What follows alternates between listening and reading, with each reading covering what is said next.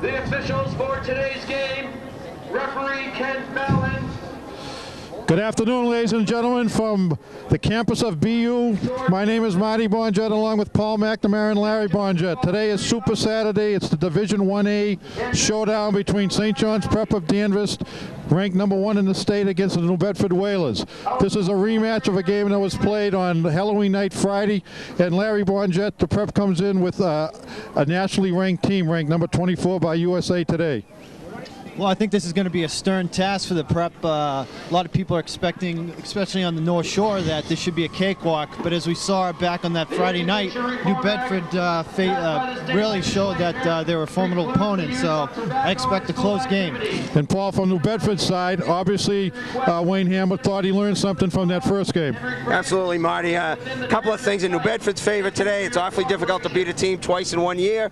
The turf here, it's a fast track. New Bedford might have a little bit of edge and speed over the Prep, and that they think is in their favor. And also they think psychologically the Prep left everything on the field Thanksgiving Day in the much ballyhooed matchup with arch rivals of Arian, and we'll have to see how that plays out early on. And, okay. One good thing, the Prep has won the toss, and they're going to get the football first. And usually Jim O'Leary defers, but today I think he wants that ball and he wants to set a statement for the game. Here's the kickoff. Back deep is Brian Lentz, Kevin Koner, and Eddie Walsh. It's like Koner. Koner brings the ball up over the 30-yard line, where the Prep will start from the 31-yard line, 1st and 10, as they go from left to right on our screen. And that was a kick into the wind by kicker Beckman. He got pretty good leg into it, got it down to about the 10, between the 10 and 15-yard line. Nice return by Koner. St. John's comes out led by quarterback Brian St. Pierre, the all-scholastic from Danvers, and the great running back who has really been a dominating force the last 2 games, Brian Lentz. We'll set the Prep lineup in just a minute. 1st and 10 from the 32. Wide right this side is Watson. Wide to the far side. Now in motion. They shift.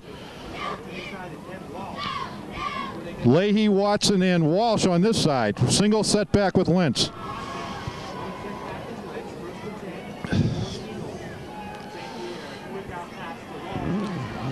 Ed Walsh on the reception.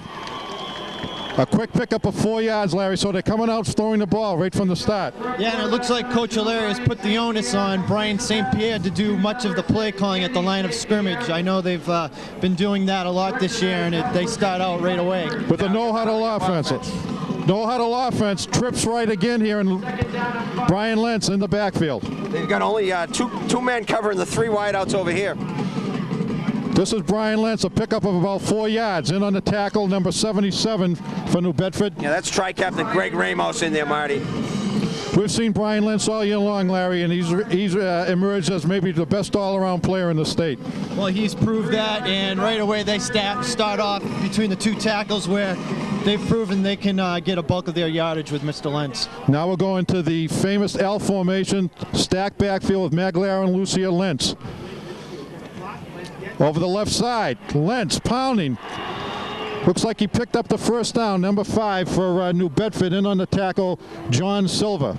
And that's the initial first down pickup of the ball game, Larry. And a stat that you don't see too often is yards after initial contact. And Lentz, yet again, has proved that after that initial contact, he can rattle off 5, 6, 7 yards. Yeah, that's a good sign for the Prep early on. If the defensive backs are making the tackles for New Bedford, that's a good sign for the Prep.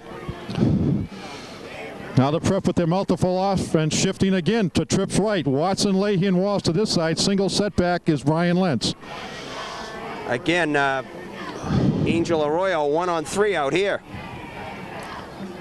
St. Pierre back to pass. Almost intercepted on the far side by number... Yeah, that's Kyle Paris, number 4. Kyle Paris, number 4. What we see here is Coach O'Leary taking last week, putting in a new wrinkle. We haven't seen this offense in the past, and as we know, Coach O'Leary likes the flair for the dramatic, and we're seeing something new here. We'll set that lineup for the Prep on the tackle to tackle. It's Wayne Lucier and Jeff Ryan, the guards, Zach Magliaro and Kenny Taylor, the tackles, and Micah Blaze over the ball at center. Yeah, just another way they're trying to get the ball in Brian Lentz's hand, looking for the screen pass overthrown by St. Pierre. Here's Lentz over tackle. Hit hard by number 49 for New Bedford, Jose Silva and Brian Lentz, again, picking up 4 yards, 3 or 4 yards. We've talked about Lentz all year as being the workhorse against Xavier. He carried the ball 33 times. The only other ball carrier in that game was Brian St. Pierre. So in the last few games, the Prep has gone to strictly a one-set backfield with Lentz doing all the carrying. That's correct. 3rd and 7. They don't want to get in these all day, Marty. Right, wide to this side is Watson. Wide to the far side is Late. Double tight end, Macker and Robbie Rovershot. St. Pierre rolling. Looking, got time, throws a long ball. He's got a man out there. It's caught. Ryan Leahy, the junior from Salem. He beat John Silver on the coverage. One-on-one out there on the left side. And that's the arm of Brian St. Pierre, Larry. Well, we haven't seen St. Pierre doing much rolling out in the past. I think they've gotten away from the bread and butter pass plays that Coach Larry has looked upon, the waggle and the counter boot. And I think he went with the waggle there, and Leahy just took it right down the middle of the field. Yep. 1st and goal for the Prep, Paul. St. Pierre looked short right. There was a lot of activity over here on the right, and he just isolated Leahy deep on Silva. 1st down, and Lentz, touchdown. Touchdown, St. John. Brian Lentz off the left side of that line, running behind 27. Wayne Lucier and Zach Magliao. And Larry, as we saw down in Halloween night against New Bedford, this is what Wayne Hamlet did not want to happen. The Prep took the ball. They're on the board 3 minutes into the game, and the last game they played, they had to play catch-up, and the Prep, from the opening kickoff, just drove down the field. Conversely, though, that's what Coach Jim O'Leary wanted. He wanted to put the rest that New Bedford had a psychological advantage, and this is exactly what they were looking for. Jeff Macker for the attempted extra point. And Macker's kick is up, and it's good. The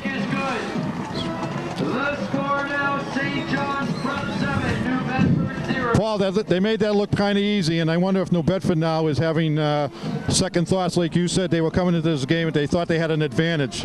Well, I think, 3rd and 7, I think they thought they might have had the Prep stopped, and they had the short pass over the right, bottled up. They had that covered very well, but Leahy, I didn't see the particular move, but Ryan Leahy must have thrown a move on John Silver deep, because he had a good 5 or 6 yards and on him deep, and with an arm like St. Pierre, he laid it right in there and got him down inside the 5 and consequently converted on the next play. Larry, we talked about the versatility in this wide open offense, so a lot of talent. That's Ryan Leahy's 2nd pass of the season, and it set up a big touchdown for the Prep. Yes, Leahy, junior from St. John's, hasn't seen much action as far Salem as kid. From the aerial attack, but like we saw, St. Pierre, I think that was his 2nd or 3rd option, and it proved to be a bonus. So Jeff Macker will line up to boot the ball back deep for New Bedford. We see Yusuf White, number 23. That's Yusuf White, and number 24, I think, is Clinton Dunstan. Yusuf White is the big player for New Bedford, and Macker has a great leg. Let's see how he does with this kickoff. A little bit of wind with him on this one, Marty, and gets a good leg into it. It's going to be White. White at about the 3, coming up to the right side and being hit down by a host of St. John's Prep tacklers. That's a weapon that a lot of high school teams don't have, but when you have it, a kid like Macker, they kick the ball down to the goal line, Larry. Well, that's Jeff Ryan, I think, had the tackle there. That's the St. John's, the intangibles that you may not see in the paper, but with the kicking game, St. Pierre punting, Macker kicking and field goals, it's something that could come into play with this game. I will set New Bedford's lineup as they start first and 10 from the 14, and they face the task now of coming back against this very talented Prep football team. Joel Steed is over the ball. He's the quarterback. Yusuf White and Clinton Dunstan are the running backs. Now they got a full house backfield. With a split backfield, handoff to Yusuf White. He cuts to the outside. Running room. Yusuf White. Yusuf White is on his way. And run out of bounds at about midfield on the 47-yard line. That was a straight T formation with a good blocking, and White has the speed, Larry. Yeah, they put Balistracci, the wide receiver, normally the wide out, in the backfield lineup as fullback, and I think they ran a little bit of action into the left side of the line, and it sucked the Prep defenders in. What we saw in that play is Lentz got totally taken out, and Yusuf White with that speed showed that if he can get around the corner, it's going to be a tough day. Right, and One thing we know about that, we think that New Bedford is faster than the prep on the skilled positions. So they come out now with the straight T formation. They Bellastacci in motion now, and we have a wide receiver to this side. Flag on the play. Marty, what I think you're going to have to look at here is the cornerbacks, Leahy and Kona. They're going to have to take on those blocks, and they're going to have to force the play. 5 yard against New Bedford. We'll make it 1st and 15. We want to set that New Bedford line when we have a chance, Paul. Yeah, we got Matt LeBoff at center. The left side looks like Ryan DeBross at left guard and Matt D'Oliveira at left tackle. Right tackle is Greg Ramos. Right guard, Adam Pimentel. Bellastacci in motion again. Steed over the ball at center. Quick pass over the middle, complete. It's Tim Walsh, the tight end. Tim Walsh, the tight end, being brought down by number 49, Robbie Robichaud, but that's a pickup of about 13 yards, Larry. As we saw in the game on Friday night between these two teams a few weeks ago, they did have some success with the pass play, especially with Steed and Bellastacci, and they just put the ball up, and hopefully they're going to come down with it. So second down and short yardage about 2 as New Bedford comes over the ball again. A little wrinkle with 3 men in the backfield, split wide to the right for New Bedford and Bellastacci in the fullback slots. Now it's a counter play. Yusef White. Prep ready for him on that one, Marty. And Marty, I think what we're seeing here is both these teams really familiar with each other. They've come out with totally new game plans, and I think some adjustments are going to have to take place in order to get used to this. The success of the first play, the big gainer by White. I know we got a flag on the play. So I guess against the prep, it's going to be a 1st down for New Bedford. A 5-yard face mask penalty is called against St. John's. Face mask against the prep. That gives New Bedford a 1st down on the St. John's 40-yard line. We're in the first period with St. John's leading 7-0 in the Super Bowl matchup of Division 1A powers. Now New Bedford comes out, spread 2 receivers wide to the right, single backfield. Steed, quick pitch to 24, Dunstan, and he's brought down on the play. Great play by Macca there. He came backside and showed that he does have some speed and foot quickness and made a great play there. Jeff Macca, one of the real surprises at linebacker this year, read the play and just got in the backfield, like you said, Larry, to stop Dunstan, who has some speed. Yeah, and New Bedford's trying to show some different looks. I started to say the big gainer, the first play from scrimmage was a quick hitter to White, and now they tried to mix it up a little bit with a quick pass over the middle, now the quick toss to Dunstan, but the slower the play develops, the better the prep is reacting and the less success New Bedford's having. They got to stay with that quick action. All right, 2nd and 9, Steed over the ball. Receivers wide and left, back to pass is Steed. Looking, throws over the middle, and it's incomplete. Just stood a little behind him there. That was intended for Ballastacci. Right, and covering on the play was Jeff Macca. Again, a slow developing play there, and New Bedford has to develop these plays quickly to be successful against the prep. Bellastacci is something special. He's a sophomore, 6'2", 190 pounds. I thought he's the best receiver I've seen all year. And next year, according to the coaches, he's going to be the starting quarterback. But he started last year as a freshman as safety. And he's an integral part of this offense as they come out now, 3rd and 9. Jose George and Bellastacci to this side. I formation, Steed over the ball. Delayed handoff up the middle. Yusef White, yardage. Penalty on the play, and it looks like it could be holding against New Bedford. That's too bad. We're going to have to bring that one back. That's a matter of perspective, Larry, if it's too bad. Good running play up the middle. They flanked 2 players to this side and gave the ball to Yusef White, who is a 1,200-yard gainer during the season and is the best running back. Champ too, as well, Mike. Right. He has the speed, and he played a fine game in the first game against St. John's. But it's all going to be for naught as the ball is brought back, and it's going to bring up a 3rd down, and it looks like 20 yards, 22 yards to go for the 1st down. Now we're in that position where the prep has enjoyed great success all year, obvious passing situation, and they've been known to come with the blitz by Brian Lentz. Again, another different look by Coach Hamlet there, a delay. That was the first delay that they've shown, and that looked to pick up 1st down yardage if they had not been holding. New Bedford trying to pick up a 1st down, keep this drive going. Ballastacci to this side, double wide receivers to the right. Steed back to pass. Throws out in the flats, complete to Dunstan. And Dunston is tackled by Robbie Robichaud, but not until he come close to the first down, he might have picked it up. In games like this, you expect your big players to make the big plays, and that's what we're seeing right now. Steed, who has a fine arm, who threw for 17 touchdown passes during the regular season, found Dunston on the in the flat, a pickup of 20, and it's going to be 4th and 1. Yeah, they're going to go for it. They're in 4-down territory here. Oh, absolutely. And this is a crucial play. I think we need to look for Lucia and Magliaro in the interior defense to make a key stop here. And as you said, Larry, they look to their big players. I would not be surprised to see Yusuf White, number 23, get the football. All right, so full house backfield. They flank George to the right. Steed calling the plays. Now Balistracci goes in motion to the right. Fumble snap, and the ball is going over to the prep. And here's a break for the prep. On the snap. New Bedford recovers, but safe. Steed came out and looked like he was going to just maybe stepped out too fast, and he lost control of the ball. And a big play for New Bedford, and it stops this drive. Yeah, hard to tell exactly what they were going to run there. There was no movement really by the two setbacks. So good to see what they were going to call. Right. So a good drive by the New Bedford stops, and now the prep takes over at their own 36 in good field position as they come out with Bobby Watson split wide to the left, Leahy wide to the right. Now Leahy goes in motion. They split wall shot. A lot of movement by the prep. The 3 wide receivers, trips to the left. Brian Lentz alone in the backfield. Single set. St. Pierre passing over the middle. Dropped by Watson.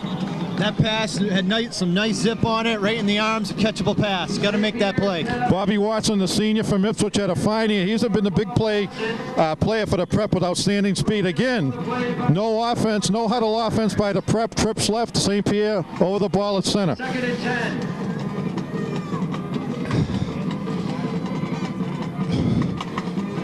10. St. Pierre on the keeper play. New Bedford strung that out, Larry. We saw against Zavarian on Thanksgiving. That was the key play that won the game for the prep with the touchdown. But that time, New Bedford with their good quickness, made by Jose Silva. But St. Pierre picked up 5 yards.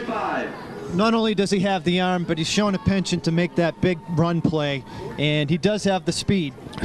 Being recruited by big-name colleges, BC, Notre Dame, Ohio State, and Syracuse. St. Pierre now with a 3rd and 5. It could be a passing situation. We've got 2 men flanked here, Watson and Leahy. And Lucia's in the backfield now. Wayne Lucia, the tackle, in at fullback. Hand off to Lentz. Lentz driving close to the first down. I think he's going to come up maybe shot by a half a yard, Larry. Little surprising there. I thought he may go to the air. They've shown O'Leary that he's looking to air the ball out a bit, and looked like he was going to do it once again. Greg Ramos in on the tackle there, tri-captain for New Bedford. Looks like they're going to be shot by a half a yard, and brings up an interesting decision by Jim O'Leary. Doesn't like to punt the ball. He has a weapon in St. Pierre, but on 4th down and maybe a half a yard, be interesting to see if he goes for it, Larry. First down. We'll bring up 4th down and 1. Looks like a little less than a yard. So Jim O'Leary has his first decision to make of this ball game with about 6 minutes and 33 seconds left to play in the first period. St. John's Prep on top, 7-0. Yeah, I don't think there's any doubt here. They're going for it. Kind of that Parcells mentality. 4th and 1, you're going for it. Well, on Thanksgiving, if you go for it on your own 37, Coach took a lot of heat for that call. Brian Lentz, easy. Twisting, turning, Brian Lentz, first down to the New Bedford 45. Finally stopped by Angel Arroyo after running over a couple of New Bedford players.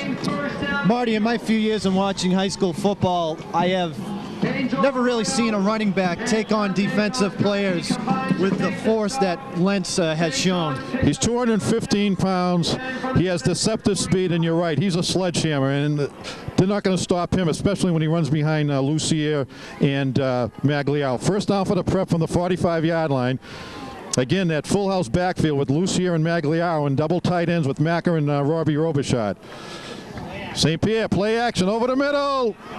Intended for Walsh and broken up by that free safety, Dante Balistracci. Yeah, they had 2 men, New Bedford, they had 2 men converging on Walsh. Tough pass. So bring up a 2nd and 10. Again, Jim O'Leary with a lot of looks in this ball game. Coming out with trips right. Now he goes to the full house backfield with the 2 big linemen in the backfield. And on a 2nd and 10 from the 45, St. Pierre brings out the same formation. Double tight end, full house backfield, Lentz the deep back. Pitch to Lentz, running room. Cuts back in. Brian Lentz inside the 25-yard line to the 22. Tackled by Greg Ramos, but not before. St. John's Prep, another first down, and they're knocking on the door again, Paul. Yeah, again, well into the secondary. Defensive tackle Ramos showed good speed to catch up, but he was 20 yards downfield, and that's not going to play all day for New Bedford. Charging in front of Lentz there, Marty. You saw Lucia throw a nice block to spring Lentz for the additional 10 yards. And with that play, New Bedford calls a timeout, and Wayne Hamlet's going to try to come up with some answers to this Prep multiple offense. And right now, again, it looks like deja vu from that Halloween night, October 31st, when the Prep jumped out to a 22-0 lead at the end of the first period, then held on a late New Bedford rally. Yep. What you're seeing here, Marty, as well, this Prep team, they're experienced, and the O'Leary system, it's not an easy system. You've played for it, right? I did, but I didn't quite make all the calls on the line of scrimmage as Mr. St. Pierre is doing. And you talked about starters. We've got at least 4 kids that have started 3 years for the Prep. Brian St. Pierre has been a starter since halfway through his freshman year. And they've looked for this year, the senior year. They've had a couple of underachieving years. But right now, they look like they're far and away the best team in the state. And it's up to New Bedford to try to stop them, or this game could be over early. You can't underestimate that experience because, again, Coach Larry's system, it's complex. He has the lineman making calls. He has the quarterback making calls. And like the Prep, it's a college preparatory academic institution. I think Coach Larry does the same thing with the football team. He's preparing these guys for college football. What can never be underestimated is, you bring up the point of Brian St. Pierre starting for almost 4 years, is he can read defenses like a college quarterback right now. All right, full house backfield, first down again to Lentz on a little juke play. Got a great block, and Lentz is on his way. I think he's knocked out of bounds on the 2-yard line. That was a little misdirection play with the flow in right. And Brian Lentz on the little cutback, knocked out of bounds. And right now they're just chewing up New Bedford. Once again, Marty, Lucia making a key block. The northwestern bound Wayne Lucia, 6'4", 255-pound guard from Salem, New Hampshire. And it's first and goal from the 2-yard line. And Lucia is just expanding on a great game that he had against Zavarian. Full house backfield, St. Pierre over the ball. Lentz tripped up on about the 1-yard line, short of the goal line. Josh Gomez just came into the lineup, number 22. Nice tackle on Brian Lentz. Number 22, Josh Gomes made the stop. Second down and goal from the 1. Second and goal from the Prep on about the inside the 1-yard line, and I don't think the Prep will diversify from what they've done. It's full house backfield again. Lucia Magliaro and Brian Lentz, the deep back. Double tight end, St. Pierre calls playing, and somebody jumped for the Prep, and it looks like the 62 for the Prep who comes in on the goal line plays.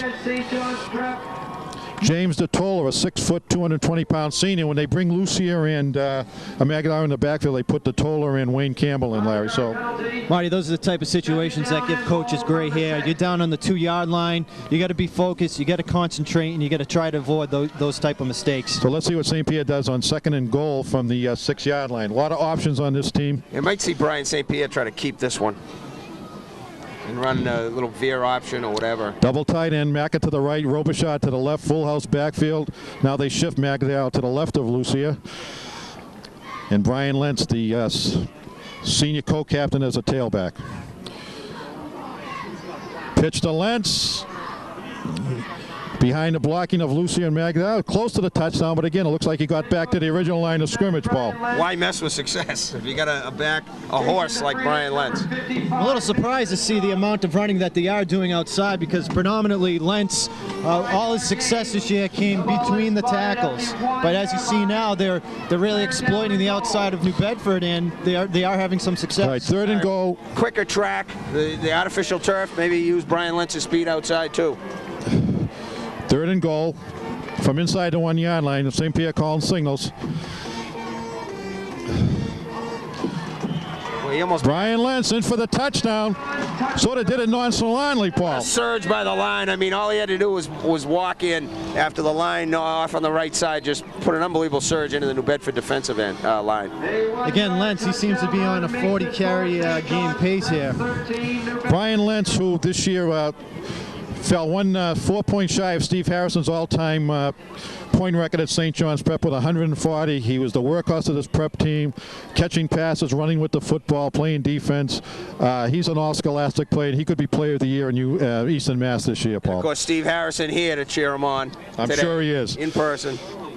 Macker accepting the extra point. That one's looked like a bad hold, or I don't think it was blocked. A high snap. Ryan Goolsby did a good job to get that down, but Angel Arroyo coming in from the top of your screen there was able to get a hand on it and partially block that kick attempt.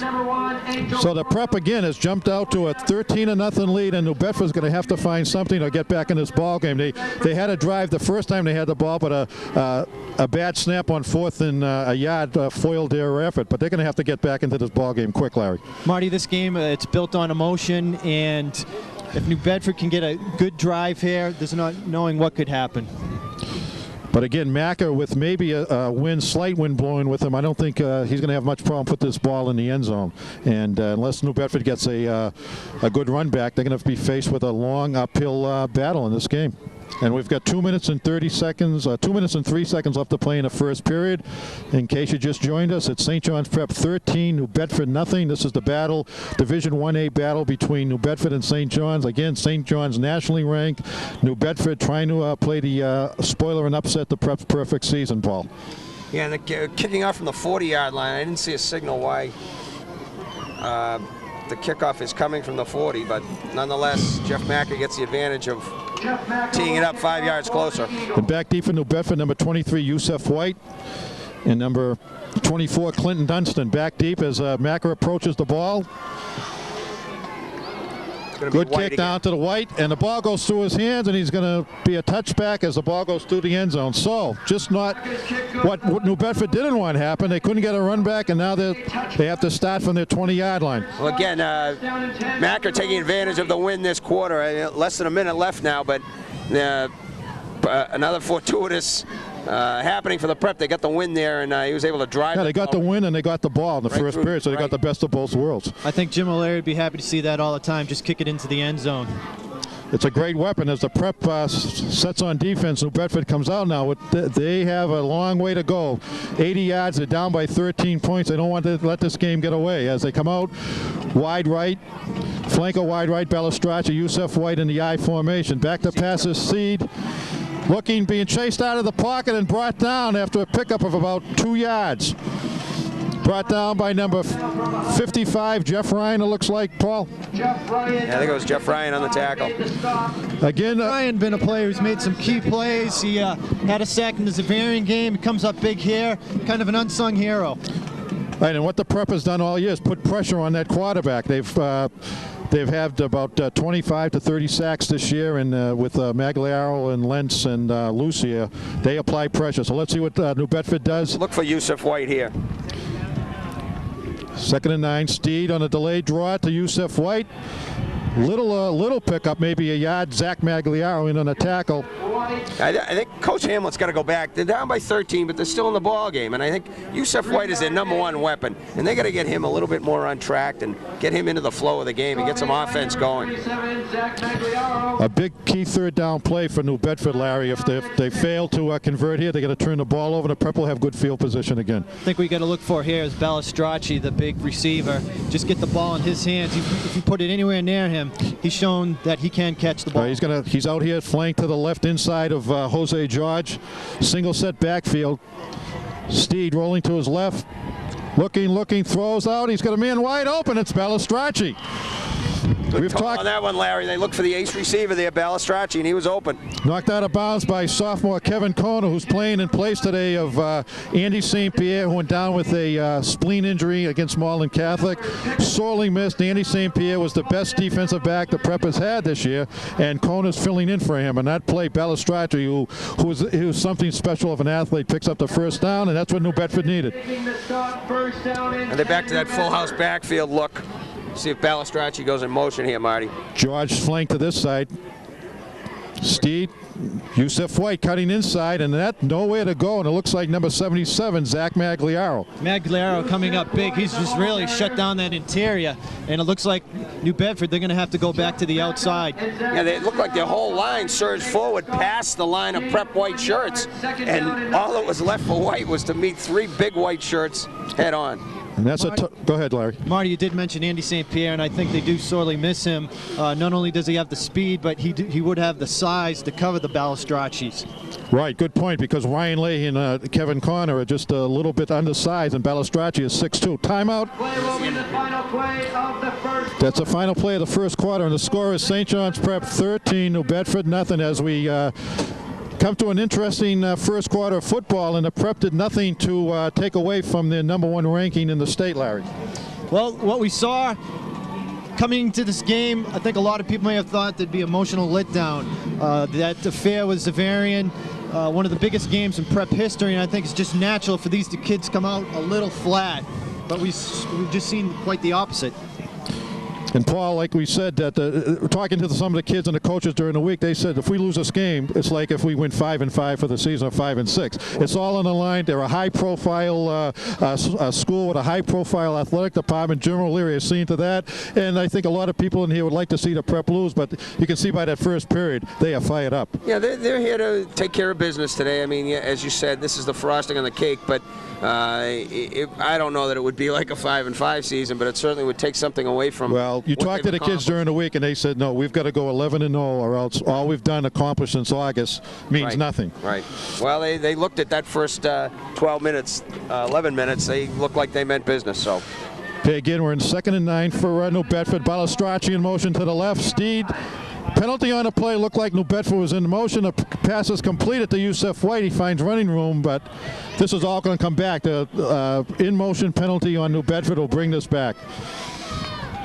It's unfortunate. It seemed that New Bedford had caught St. John's Prep in the middle of calling the defense, and they were trying to locate each other. And this is what New Bedford doesn't want to happen, is you complete a good play, maybe pick up close to a first down, and it's called back. Yeah, and you can see the looks, the frustration from John Seed, the quarterback, throwing his hands up saying, what's going on? Some of the linemen walking back saying, geez, we just get a pretty good gainer going, and we get a little momentum, and now we got to start over again. So it'll be 2nd and about 14 here. Again, this is a situation that St. John's likes. They may come with their Lentz on the blitz, or Lucier or Robichaud up the middle. Now they got Yusef White split wide to the right here, Marty. Seed back to pass. Looking, throwing a home run ball. He's got a man out there, White, but it's just overthrown. Yeah, good coverage by Ryan Leahy, but again, I think the wind played tricks with that, and he wanted to send White just on a fly pattern, and then White kind of changed gears 3 or 4 times in the middle of that pattern. Yeah, awful tough pass to complete in these conditions. The wind is picking up now. It seems to be. So 3rd down and 14 for New Bedford. That play, they looked like they were going for the touchdown, and they probably had the matchup they wanted with Yusef White against Ryan Leahy. And again, probably look for Balistracci here, the top receiver. He goes out flank wide to the left. Jose George here wide to the right. Now we go to the shotgun for New Bedford. Steed in the shotgun with 2 men back to protect. Got Balistracci one-on-one with Leahy up the top of the screen. Steed from the shotgun, looking, throwing the ball, incomplete. That was intended for Balistracci again, but a little surprising there. It seemed that Ryan, the safety for St. John's Prep, was up a little close, and they had man coverage on Balistracci, and that's a tough endeavor right there for Leahy. That's dangerous from the Prep's perspective. I believe he had 8 or 9 passes the first time the teams went down in New Bedford. Balistracci was a real force, but now it comes 4th down and 14, punting for New Bedford. It's Kyle Beckman. Kyle Beckman gets the punt off a wobbly punt, and looks like it's takes a New Bedford bounce. Lentz watches it roll, keep on rolling on this turf, and it's down at the 16-yard line. So what appeared to be a not-so-good punt has turned out to be good for New Bedford. But again, 4 plays and out for New Bedford. The Prep again with this high-powered offense. They can run, they can throw. And it's up to New Bedford to try to dig in and at least force a turnover, because the prep right now, anything they try is working for them, Larry. Well, it's not white knuckle time yet, but I think New Bedford here, they really want to stop the prep. They don't want them to go up 3 touchdowns, so big stop here. Yeah, good opportunity for New Bedford, too. They've got the win this quarter. They've got the prep down on their own 15. Have their defense throw a stand at them and get the ball back. We got wide. Now they shift into this trips motion again. Leahy, Walsh go to the far side with Watson. Single setback is Lentz. St. Pierre calling signals.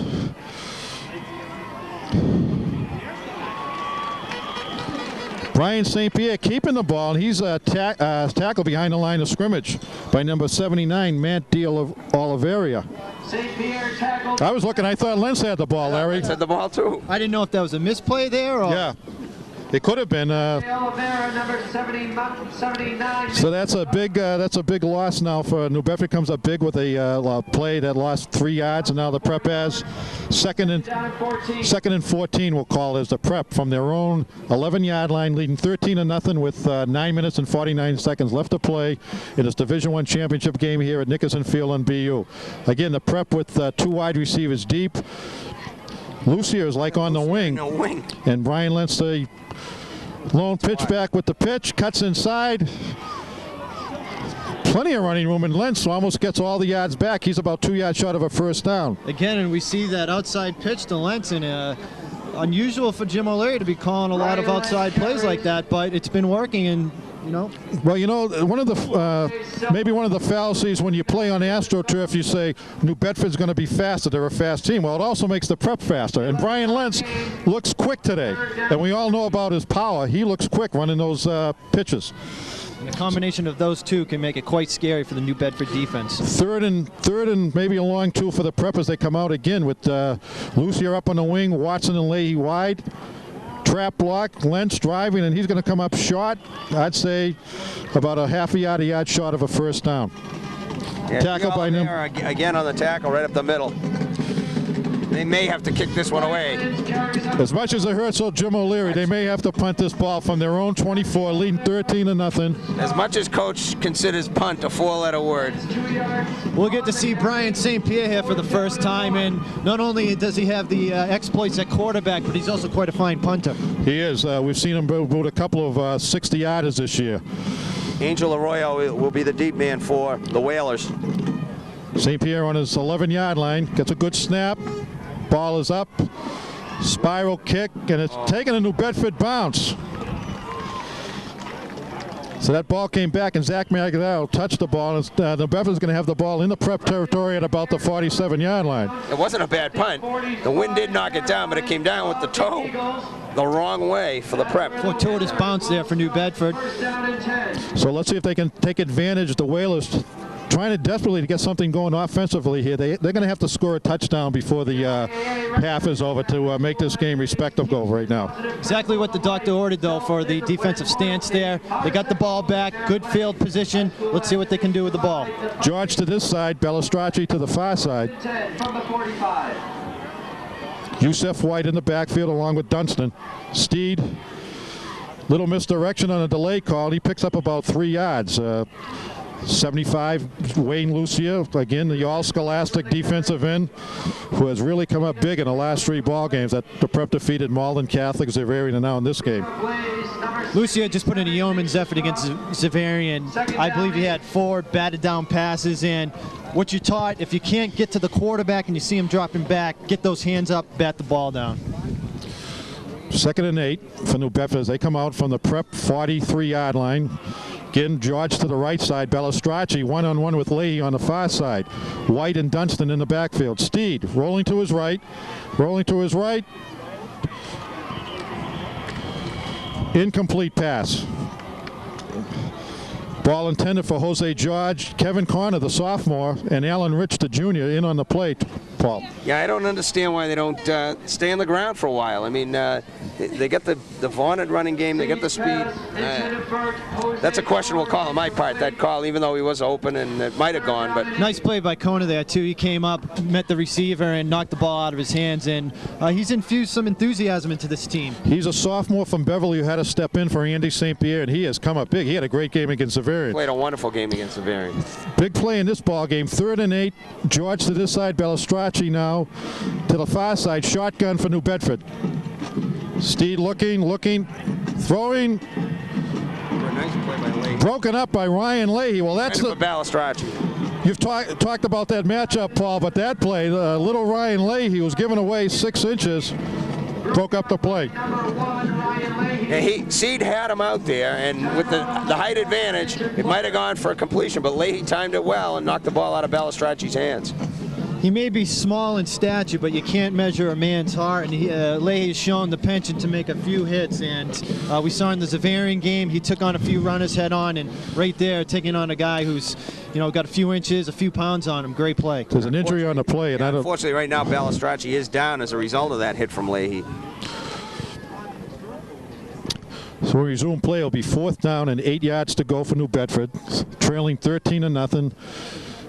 7 minutes left to play in the second period here at Nickerson Field on BU, and a surprisingly good day for football. All week long, the weatherman has predicted cloudy, snow flurries, and cold weather, but this is ideal if you're down on the field playing, Larry. Sure is. You get the sun shining brightly, little wind, but hey, this is football weather, smash mouth football. Of course, you do see the remnants of, looks like BU sends their Zamboni out on the sidelines to dump the snow. And that has not melted. Right, as they still attend to Dante Bellistracci down there, and we hope he's all right because he is a tremendous athlete. As we said, next year he's the heir apparent to the quarterback job. And I've seen him 2 years in a row play two different positions and play him outstanding. He's a basketball player, a baseball player, a 3-sport star, and they say the next superstar at New Bedford. But New Bedford's going to have to come up with to keep this drive going, or else St. John's Prep will take the ball. I don't think they're going to punt, because Hamlet desperately needs a... The punter has checked into the game, Beckman, number 16. Well, maybe they are going to punt. Maybe they're looking for field position, Larry. Yes. We just got to look at the crowd. Decent crowd here, as you said. A nice day for football, Marty. We just got a look at the far side stands. Many of the Prep fans over behind the Prep bench on the far side, but many of them on this side as well. Decent crowd. I expected a little bigger crowd. I think if Everett had played, it'd be a bigger crowd, but they're getting their money's worth right now, seeing this finely tuned St. John's Prep team. Again, ranked number 1 in the state, number 1 in New England, and number 24 in the USA Today poll. Bellistracci is being assisted off the field, so I don't know if it's his knee or his leg, but it doesn't look too good right now, and they can't afford to lose that player out there, Paul. He's favoring his left leg, whether it's a knee or an ankle. But you're right, he's a key part of their offense and a starting safety on defense. So New Bedford in punt formation, punting from the Prep 47-yard line. I think what you have to watch out for here, Marty, is the fake punt. They have decent field position, so you always got to be aware of that. And I'm sure Coach O'Leary made that aware to his players during the break. Well, the up back on the punts is Josh Gomez, who is a fullback, so he can probably carry the ball. Back alone for the Prep is Brian Lentz, and it looks like the Prep may try to come and block this punt. We see Alan Rich on this side. Lentz back deep on his own 10. Kevin Goodhue coming from the top, too. And the ball gets a St. John's Prep bounce, and the Prep will take over just like they did about 4 minutes ago on about the 20-yard line. Actually, they're about 4 or 5 yards better off than they were before. So, looks like exchange of punts, as Lindsey Nelson used to say. After an exchange of punts, we move to further action. Looks like the New Bedford coach just wanted to play a conservative there, maybe play a field position, get the punt down there and pin them behind the 20. Maybe look for a turnover. But in the last game, they were down 20 or 21 to nothing. 22-0 in the first period. Brian Lentz had a tremendous first period, and he's had an equally impressive first and halfway through the second period. Here's the Prep with double tight end. Now they switch again. Here's the trips right, Leahy, Watson, and Walsh. Macca goes to this side. Single setback is Lentz. Over the ball to St. Pierre. Brian Lentz, and that time met at the line of scrimmage, and he lost the yard by number 22, Josh Gomes. Stopped right in his tracks. One of the few times this year we've seen Lentz stop for no gain. Of the play, second down. It's like it was like the New Bedford defense was in the prep huddle on that one. Bring up a 2nd and 11 for the Prep as they start from back on their 19-yard line. Look for the shift. They're going trips right again. Walsh, Leahy, and Watson. Macca comes to this side. Lone setback is Lentz. Over the ball at center is St. Pierre. Pitch to Lentz. Cuts it up. Again, a good job by New Bedford holding Brian Lentz to 3 yards on that play. So as we get into the second period, New Bedford now is trying to stiffen up their defense, Larry. Well, it looks like they've made the proper adjustments. They've talked about it, and it seems like they have a good idea of what's happening. The Prep offense seems to be getting a little stagnant, so I look for Coach O'Leary to call a few different wrinkles here. Yeah, they've gotten back to Lentz here, and New Bedford's ready for it. So it brings up a 3rd and 7 for the Prep. Breaking the ball over the ball center, number 67, Micah Blaze. We have, again, a single setback. Wide to the right, Watson. No shift. They're going to try it this side with Lentz, running behind Lucia. Looks like he just got the first down by an inch or two. Brian Lentz rushed for over 1,200 yards this year. Picks up the first down. Down for the Eagles. And the Prep keeps this drive alive, keeping New Bedford away from the football. Just like Jim O'Leary had told me during the week, he was just going to try to go right at them. He says, New Bedford said they were playing better this year, but Jim O'Leary said we're playing better too, Larry. I'll tell you, that's confidence in your ace back when you're 3rd and 7, deep in your own territory, to call a sweep. Single backfield again. And Brian St. Pierre calls a timeout. Larry? Well, I think if Coach O'Leary has his druthers here, he'd just assume get 3, 4, and 5 yards with Lentz and try to milk this clock down and go in with a 3-touchdown lead. And as you can see, Coach O'Leary came right on the field during that timeout, quite animated, barking a couple of things at Ryan Leahy and Brian St. Pierre. So obviously something was lost in the translation from sidelines to the huddle. We're here at Nickerson Field again on a beautiful Saturday afternoon for football. St. John's Prep leading 13-0, trying to stake their claim to the #1 team in the state, and so far they've done nothing to dispute that fact, Larry. It seems like we've mentioned Lentz's name quite a few times today. And Marty, in your estimation, you've been around the Prep community, the Prep football team for 25 years. How would you rank him with all the great running backs that have come out of the Prep football? He is as productive, as good a runner as I've seen. He does a little more than he may not have the shiftiness that Stevie Harrison had, or the maybe the pounding that Kevin Dwan had. But Lentz is by far he rates up there as the best all-around player I've seen at the Prep. High praise indeed, Marty. Here's Lentz again, running behind Lucia. Tries to turn the corner. In that place, New Bedford strings it out. Yeah, Clinton Dunstan came all the way from the other side of the field from behind to catch Brian Lentz from behind.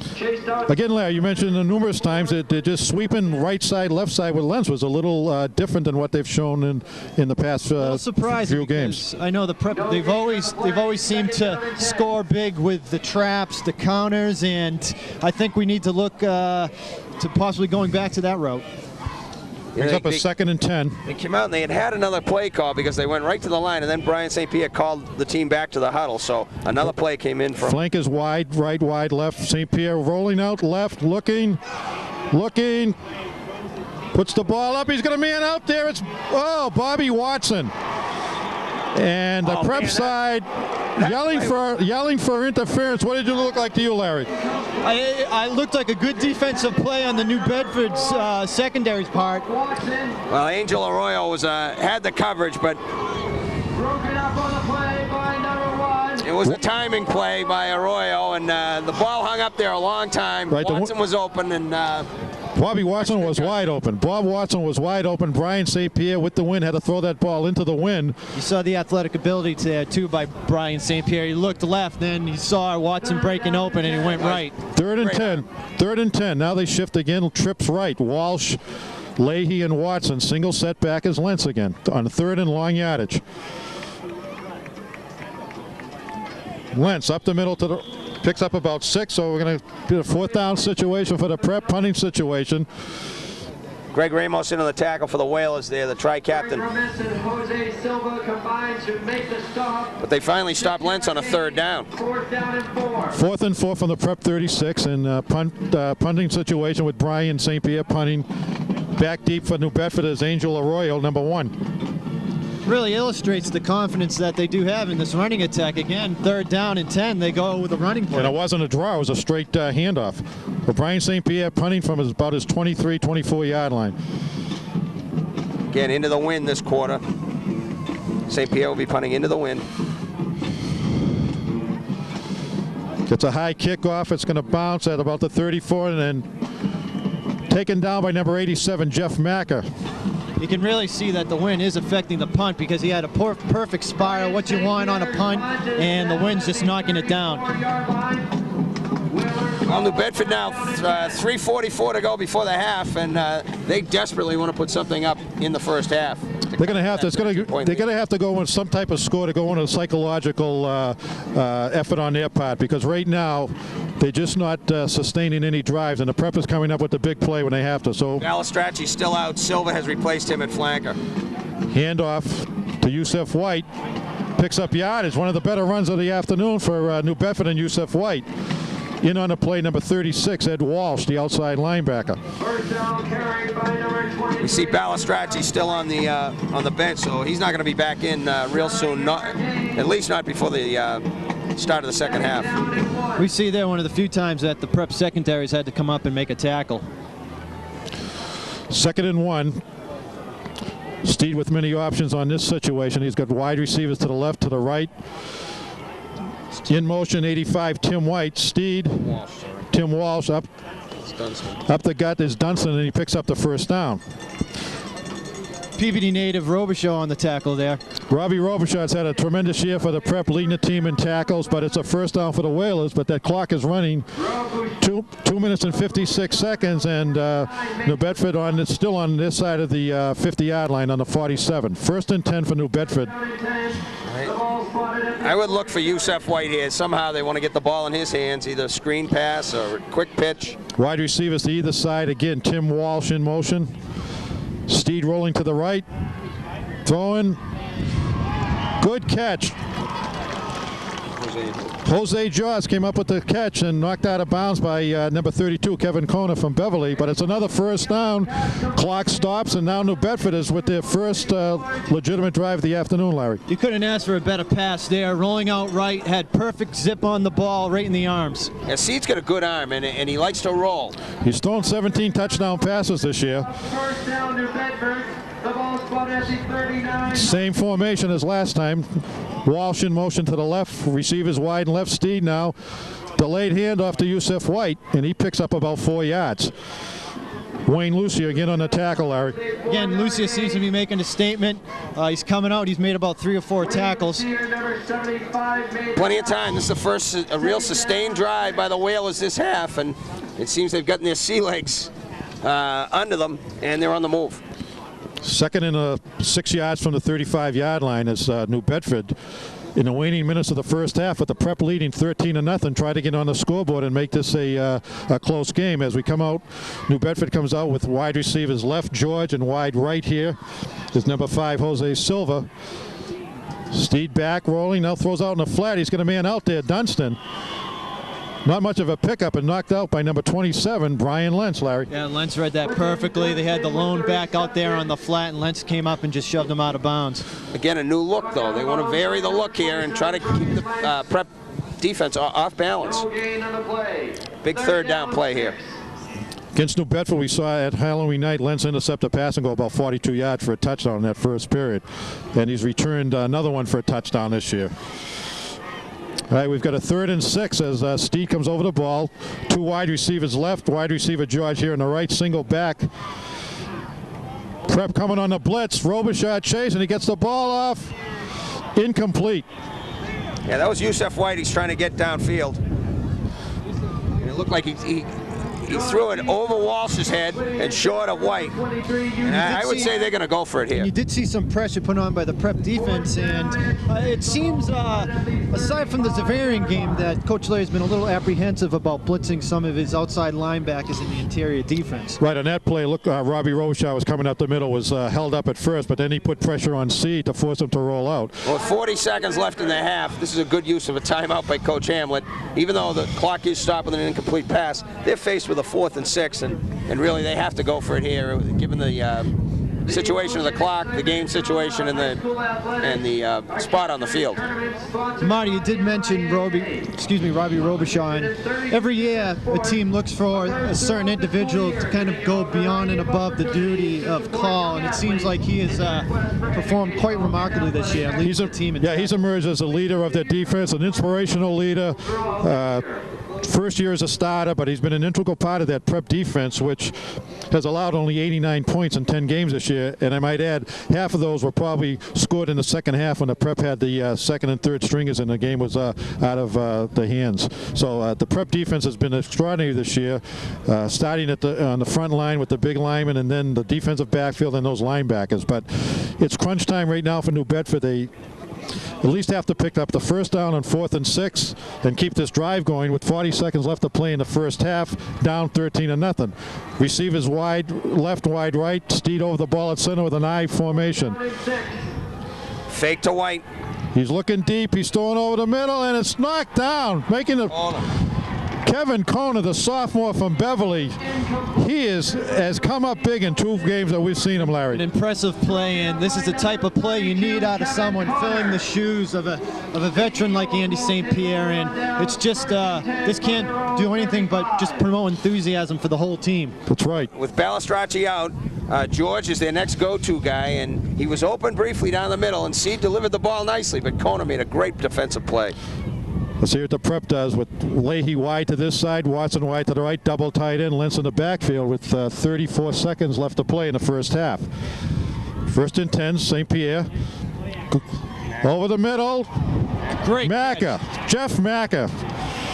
And he has a first down, a pickup of 12, and that was the gun of St. Pierre and the great catching ability of Jeff Macca, Larry. He went up and grabbed for that ball, and he was hit right on impact. Most surprised guy in the field was John Silva covering Jeff Macca. Double tight end, again, wide left is Ryan Leahy, wide right is Watson. St. Pierre. This is Bobby Watson out of bounds inside the 40, and they're working that clock. If I can read it right, what does it say? We got about a minute and 10 seconds. How much? I think it's down to 10. A minute and 10 seconds. No, is it 10 seconds or a minute?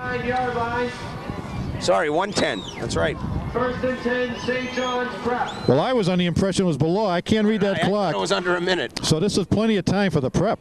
They get the first down again inside the New Bedford 40-yard line at the 39. And St. Pierre showing the arm of Brian St. Pierre. Leahy to this side, Watson to the far side. Again, a double tight end situation. He's looking for Lentz. He's looking for Lentz. Just overthrew him there. Yeah, Lentz had beaten Jose Silva down the sidelines and was wide open.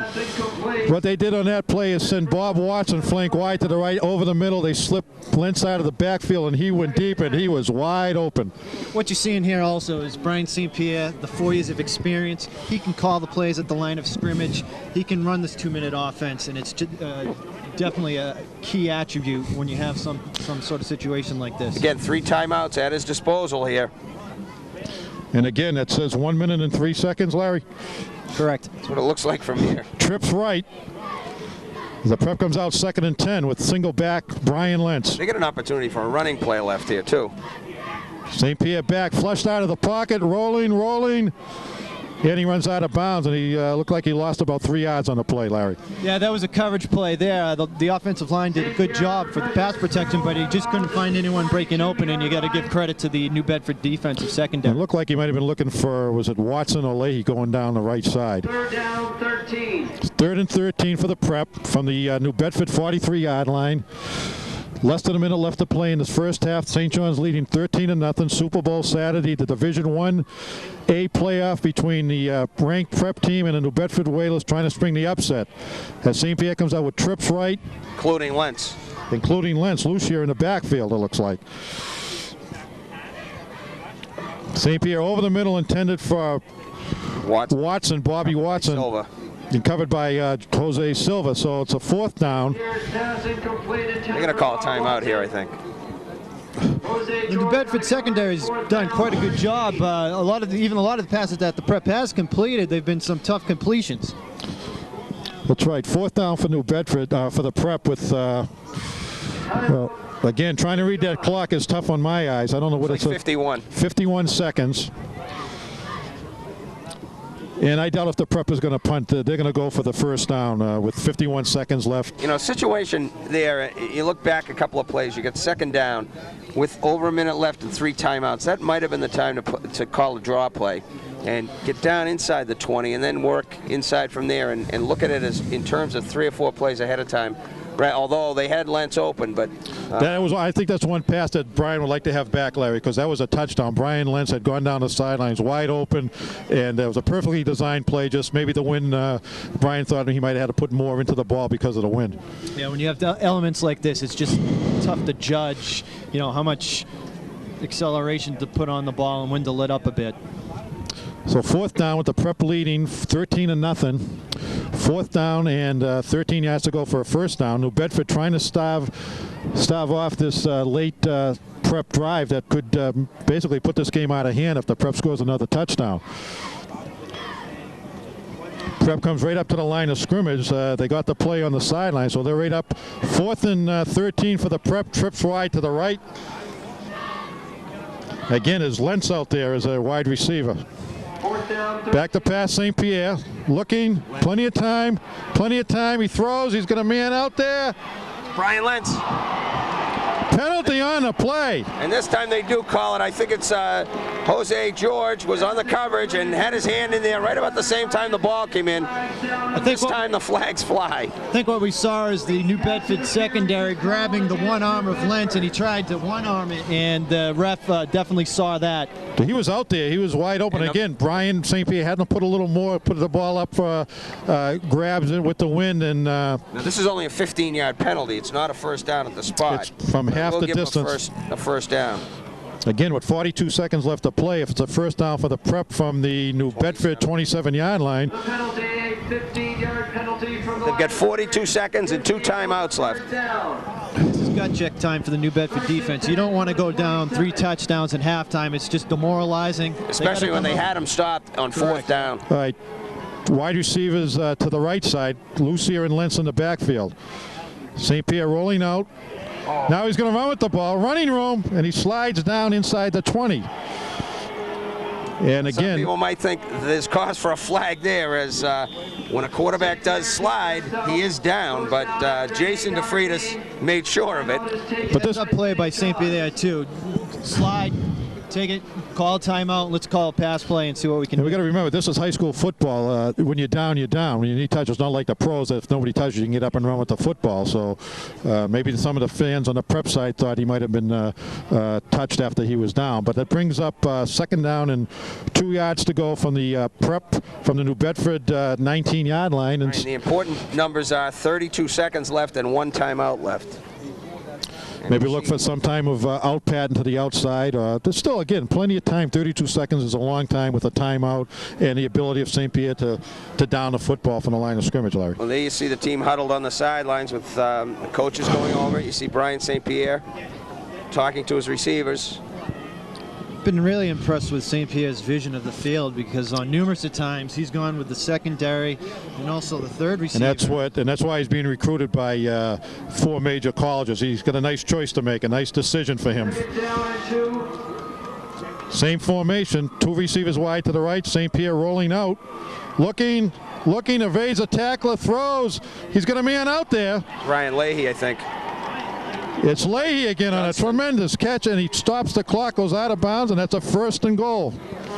Nice delivery by Brian St. Pierre. And again, on the offensive side, you see receivers stepping it up in the absence of Andy St. Pierre. Leahy. Again, Leahy's having a tremendous game today. It's not inside the 10. It's a 1st and 10 from the 12. But again, 1st and goal, 1st and 10 from the 11 with 25 seconds left to play. Another timeout left. Again, I've been saying it this whole drive. Brian Lentz could get a running play here. Well, they get Lucier in the backfield. He's set to the right. Brian Lentz behind St. Pierre at quarterback. Leahy. Almost a catch by Leahy, but knocked out of his arms, and first incomplete pass by Brian St. Pierre. Good coverage by Jose George. Yeah, George really put a lick on Leahy, and that was a well-thrown ball right in the breadbasket, but when you're getting hit that hard, it's really tough to hold on. Again, no damage. Only took 4 seconds, and they stopped the clock. 2nd and 10 from the 11. Again, something to think about. Jeff Macca has field goal range at this part of the field, even though it's against the wind. But I'm sure Jim O'Leary in the prep is looking for 6, not 3 points. As they come out, they flank Watson wide to the right, Leahy to the left, double tight end. Lucier in the backfield, offset to the right. Lentz up the gut. Run. He gets down to the 5. That's going to stop the clock as the prep calls, I believe, their last time out. Jose Silva on the tackle. Jose Silva making a tackle. Now we got an interesting situation, Larry, with 15 seconds. 15 seconds left. They've got 3rd and 5 yards for the first down, 3rd and 4 for the first down, 3rd and 5 for the touchdown, Larry. I expect them to go with what's got them here on this drive and keep the ball in the air. Probably a rollout by St. Pierre. And again, if he sees that the players are covered, he can throw the ball out of bounds, and it sets up a 4th down whether they want to try the field goal or not. Right, and if he does have to scramble, or if it's a short pass, somebody has to get out of bounds to stop that clock. 15 seconds left to play in the first half. If you just joined us, we're from Nickerson Field on the campus of Boston University.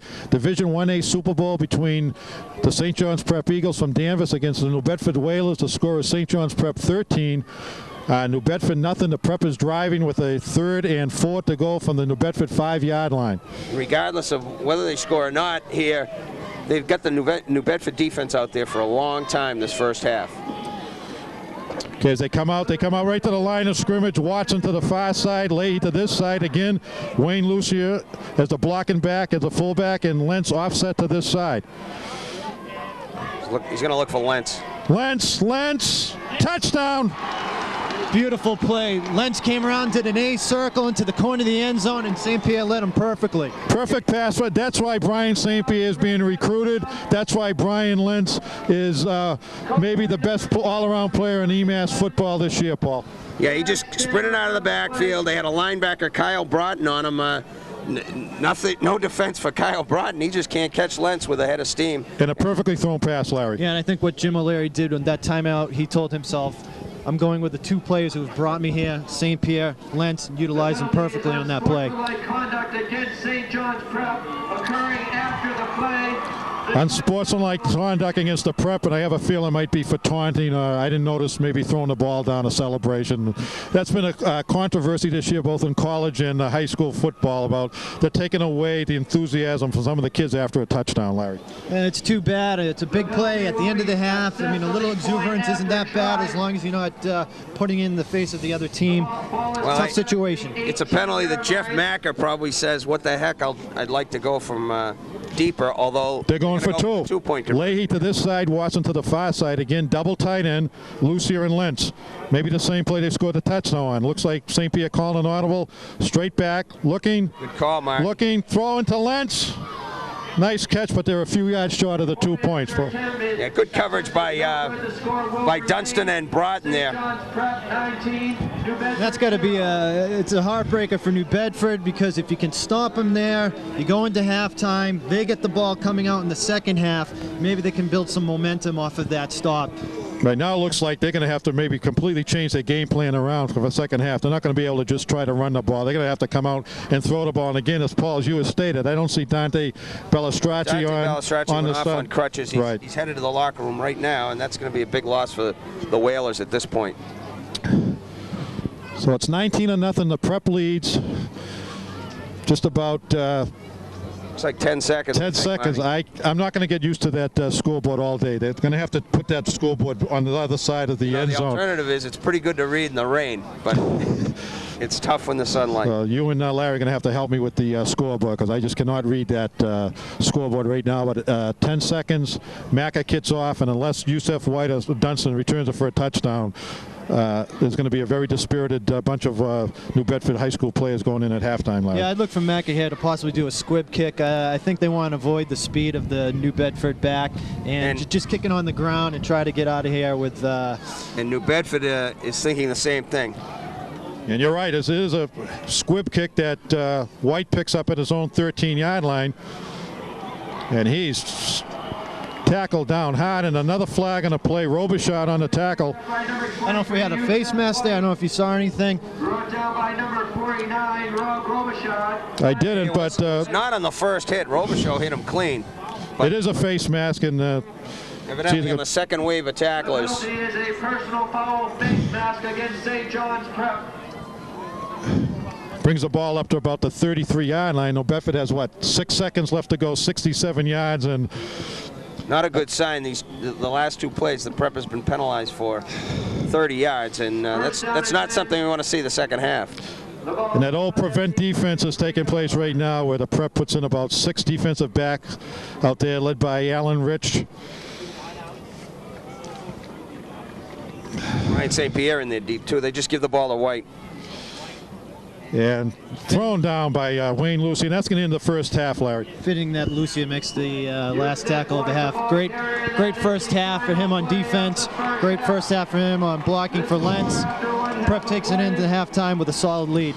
Well, they came in ranked #1, and right now going into the halftime, they may be ranked even higher in the USA Today college poll. They have just been, not college poll, the high school poll. They have been just outstanding today. They have completely dominated New Bedford on both sides of the football, and you're seeing the great players rise to the occasion. The Brian Lentzes, the Brian St. Pierre's, and the Wayne Lucias, and the Zach Magliaos. They've played outstanding along with the rest of the club, and as we said before, sometimes a couple of kids that you don't see to have big games. Ryan Lay has come up big in this game today with about 2 or 3 pass receptions. Sure has. And it's been a perfect complement with the ball running and the passing of St. Pierre. They've really integrated both facets of the game. Yeah, nothing we've seen in the first 22 minutes has done anything to change the perspective right now that the Prep is on top, and New Bedford has to knock them off as champ to take over. So right below us, we see the Prep contingent of coaches, Pat Yanchis and John Westfield. They have to be satisfied with what they've seen and how the Prep has performed. Again, all week long, the Prep was under a little microscope. They have to win this game. New Bedford came in loose and goosey, but it doesn't look like that way. The Prep came in and said, hey, we're #1. You proved to us that you belong in the same field with us, and so far, New Bedford hasn't done it, Larry. Yeah, and what I see for the second half is O'Leary really teeing off on that New Bedford offense. I think you're going to see a wide-eyed Lentz given the authority to just go in and hammer. Okay, we'll be back in about 10 minutes for the start of the second half. My name is Marty Bonjet. I'm along with Paul McNamara and Larry Bonjet. We'll be giving you second half action in a little while. Thank you.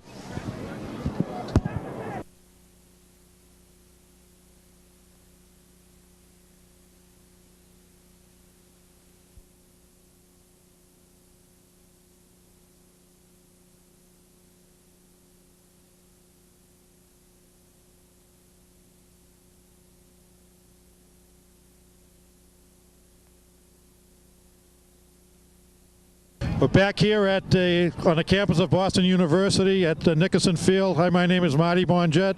With me is Paul McNamara and Larry Bonjet. We're from Cablevision of Peabody, bringing you the Super Bowl Division 1A contest between the Eagles of St. John's Prep and the Whalers of New Bedford. This game is brought to you by the Massachusetts Interscholastic Athletic Association, which is committed to good sportsmanship. And we encourage you to support your local high school, see the future of America on display, and attend high school competition in your community. We're ready for second half action with the score: St. John's Prep 19, New Bedford 0. New Bedford receiving the ball here at the start of the second half, and Paul McNamara, they've got their work cut out for them. Yeah, I think it'll be interesting to see how New Bedford comes out. They do get the ball right away, and we'll see what the coach had to say to them, and what must have been an interesting halftime speech. Okay, we're ready with the kickoff. Jeff Macca kicking off, picking the ball up is #1 for New Bedford, Arroyo, and he's found some running room but tripped up at the 27-yard line by number trying to pick up that number that looks like Robichaud. Robbie Robichaud on the tackle. We'll have a recap when we have chance of the scoring in the first half, but a complete dominance by the Prep Eagles, Larry. Yeah, totally impressive first half by St. John's Prep, and I look for them to not get too conservative in the second half. I think they're going to go right at them. Okay, we'll set that Prep defense and the New Bedford offense as we have time. Right away they come out with twin receivers to the right here, Marty. Steed, quick pitch to Dustin. Little running room, little or no running room, and Brian Lentz came up to make the tackle. For the Prep on defense.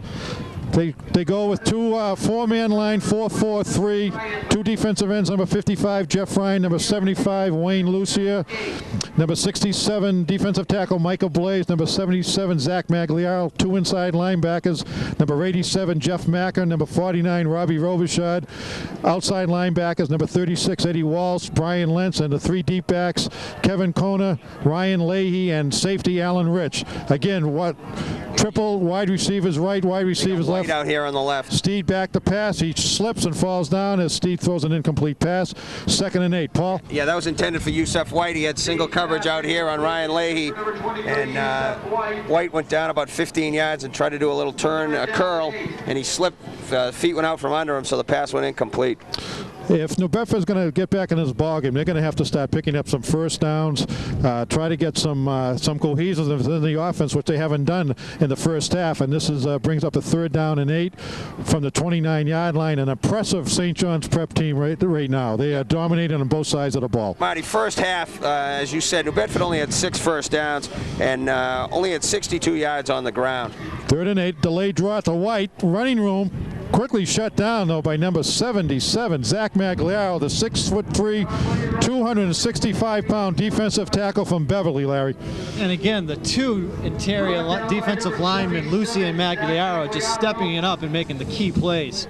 Brings up a 4th down, exactly what New Bedford didn't want. 3 plays and out. They're forced to punt. Carl Beckman deep to punt for New Bedford, and standing on his 37-yard line, Mr. Everything today, Brian Lentz, number 27. And Beckman punting into the wind, and all of a sudden a timeout by New Bedford.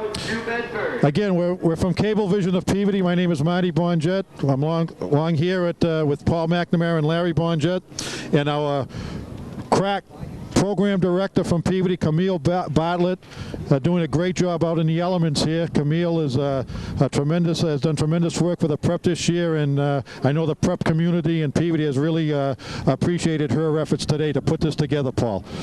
Camille does a great job, and we really appreciate Cablevision being able to bring the Division 1A Super Bowl game to the people of Linfield and Peabody. Okay, again, as a 4th down punting situation from New Bedford, punting from the 30-yard line.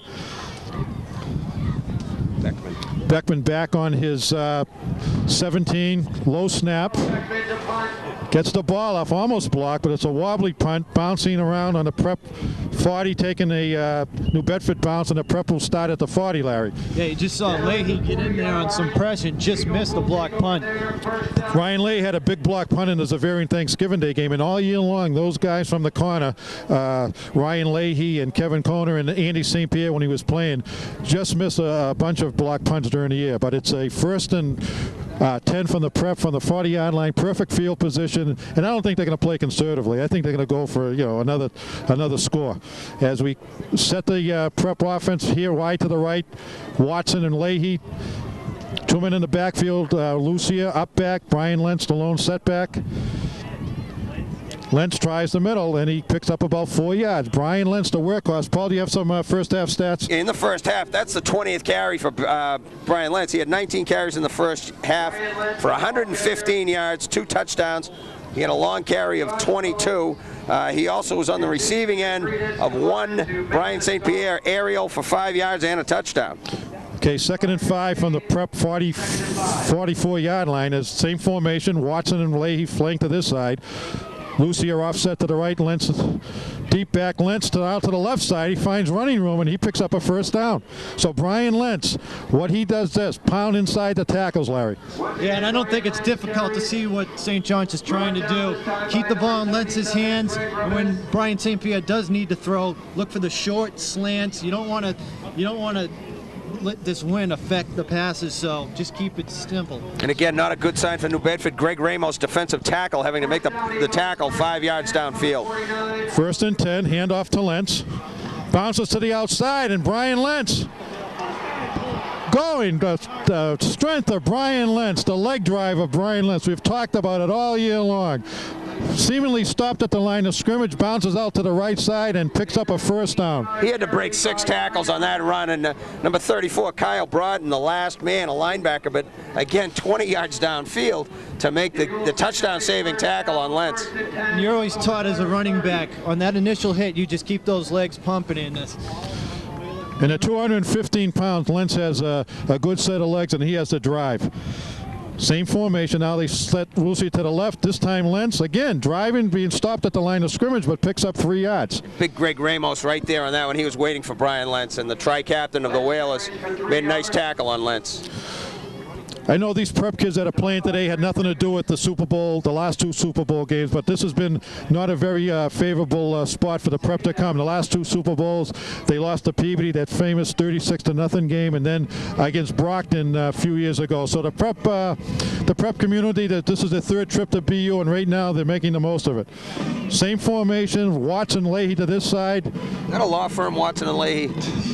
On the rollout, on the option, Lentz. Okay, that's the first time today we've seen that option play with St. Pierre faking and rolling out to the right and pitching to Brian Lentz, and at that time New Bedford did a good job. Yeah, New Bedford committed to that one. They gambled, but they thought it was going to be a pitch and a running play, and Angel Arroyo, the safety, came up and made the first hit on Brian Lentz and slowed him down. And Lentz was just too much. He got drawn too much deep into the backfield, and that play just didn't, there's nowhere to go. Brian Lentz a little shaken up on that play, it looks like, walking a little gingerly, and he's still in there. Now as we go double tight end, receivers flank left and right here. Leahy to this side. 3rd and long for the prep. Single batters Lentz. St. Pierre drilling a pass.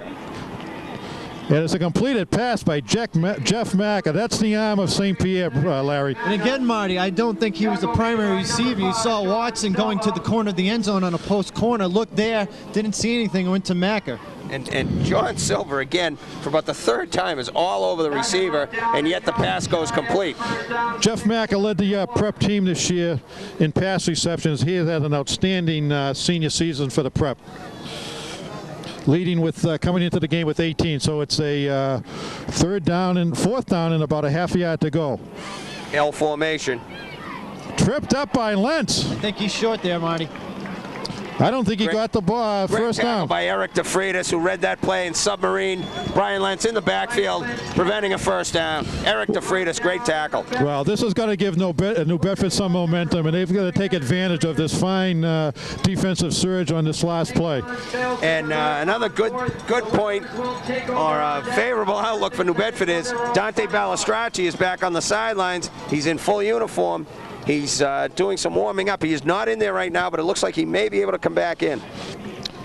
5:48 to go in the 3rd period. St. John's leading 9-0.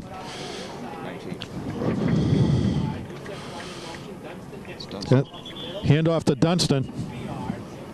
And he picked up about 3. We're trying to look at who made the tackle for the prep.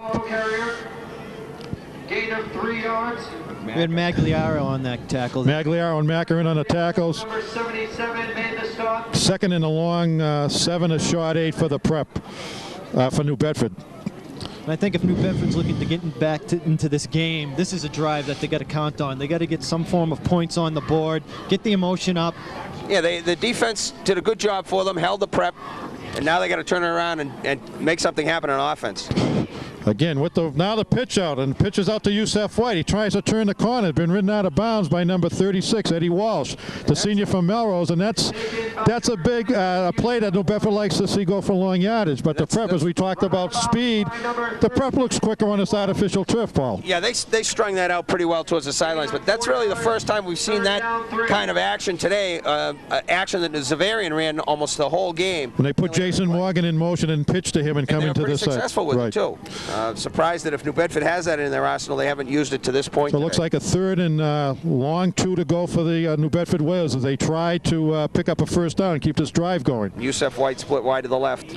Steed back to pass, looking for a man out in the flat. Now he throws. Dunstan. Dunston had the ball and dropped it, and that's a play that would have given the Whalers a first down. That was a great scheme run by New Bedford. Yusuf White went down, cleared out the area. Dunston came from behind, from out of the backfield, and actually split the seam. He was wide open and had the ball. It would have gone for a first down gain. Now it's a forced punt situation for the New Bedford Whalers, Larry. And back to punt for New Bedford is number 16. Kyle Beckman. Kyle Beckman with Lentz standing on his 40-yard line. And again, Ryan Lay putting pressure on. Fair catch by Lentz at his own 38-yard line. Yeah, Beckman's got an interesting little move there. He takes an extra jump, and if Leahy had taken a different angle, he might have gotten some hands on that ball. Smart play there by Lentz. You got good field position on that punt. Don't take any chances. Call the fair catch. Let's get the offense back on the field. Yeah, with a lot of you guys rushing on the punt too, looking for the block. That was a smart play indeed, Larry. Good call. 4 minutes, 52 seconds left to play in the third period. The St. John's Prep Eagles trying to complete a perfect 11-0 season here at Nickerson Field on the campus of Boston University. They're in complete control of this game now as they come out with wide receivers to this side, Leahy and Watson, Lucier and Lentz in the backfield. Brian St. Pierre calling signals. To Lentz, handoff to Lentz, bounces to the outside. Brian Lentz, first down. A play that looked like it was going to be stopped for maybe little or no gain. Lentz bounces out, and again, the prep is faster on the turf. Yeah, not a New Bedford hand laid on him before he got out of bounds. I also think it's a testament right now. What we're seeing is the conditioning that Lentz has right now. You don't see too many high school running backs carrying the ball 30, 40 times, and that's the pace we're on right now. And he doesn't seem to be slowing down one bit. Looks like he's getting stronger. It's the same formation, although they now offset Lucia to the left side. Lentz behind St. Pierre. Wide to this side is Watson and Leahy. Brian St. Pierre, handoff to Lentz. Dancing, weaving his way. 7-yard pickup for Lentz. In on a tackle from the Bedford, number 77, Greg Ramos. And we're mentioning his name a lot today, Paul. He's coming up big. Yeah, Ramos and wide receiver Jose George as well. But you're right, Ramos is playing a pretty good ball game for New Bedford on defense today. And again, a play that looked like it might be stopped for little or no gain. Lentz picks up 7. Excellent call, though. He weaved his way, he picked his way through that line.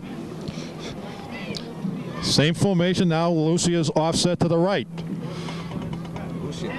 They give the ball to the big fullback, Lucia, 6'4", 255-pounder.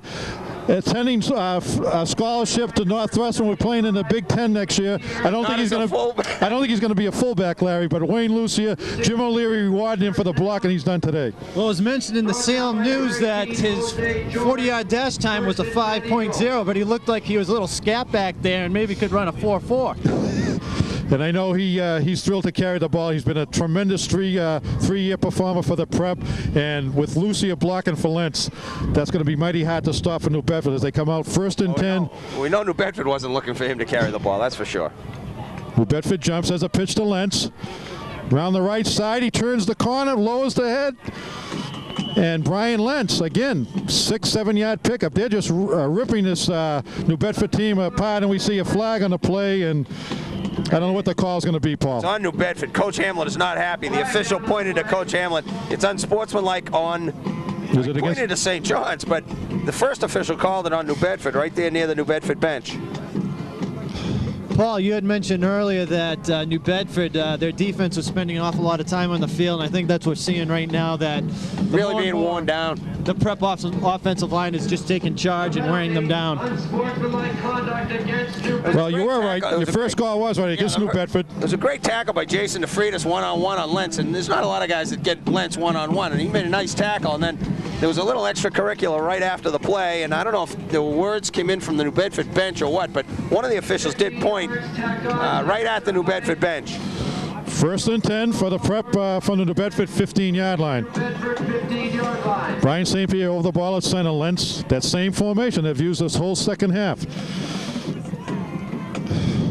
Lentz keeps the legs driving. Brian Lentz picks up 2 yards on the play. They're doing a little misdirection. They come out, looks like they're going to go right, then they cut it back to the left side. And Brian Lentz, again, unofficially, he's approaching the 30 attempts carries for the year. 19 in the first half. Unofficially, he's got 6 or 7 in the second half anyway. So The carries are up there. Basic football right here. Hand it off to Lentz, wind the clock down, and they feel if they can get this 4th touchdown, it's going to be awful difficult for New Bedford to get back into this game. And we're winding down with 2 minutes and 23 seconds left to play in the 3rd period. St. Pierre, Lentz, up the middle, stacked up again, a pickup of a couple of yards. Jason DeFreitas in on the tackle again with a host of New Bedford Whale attackers.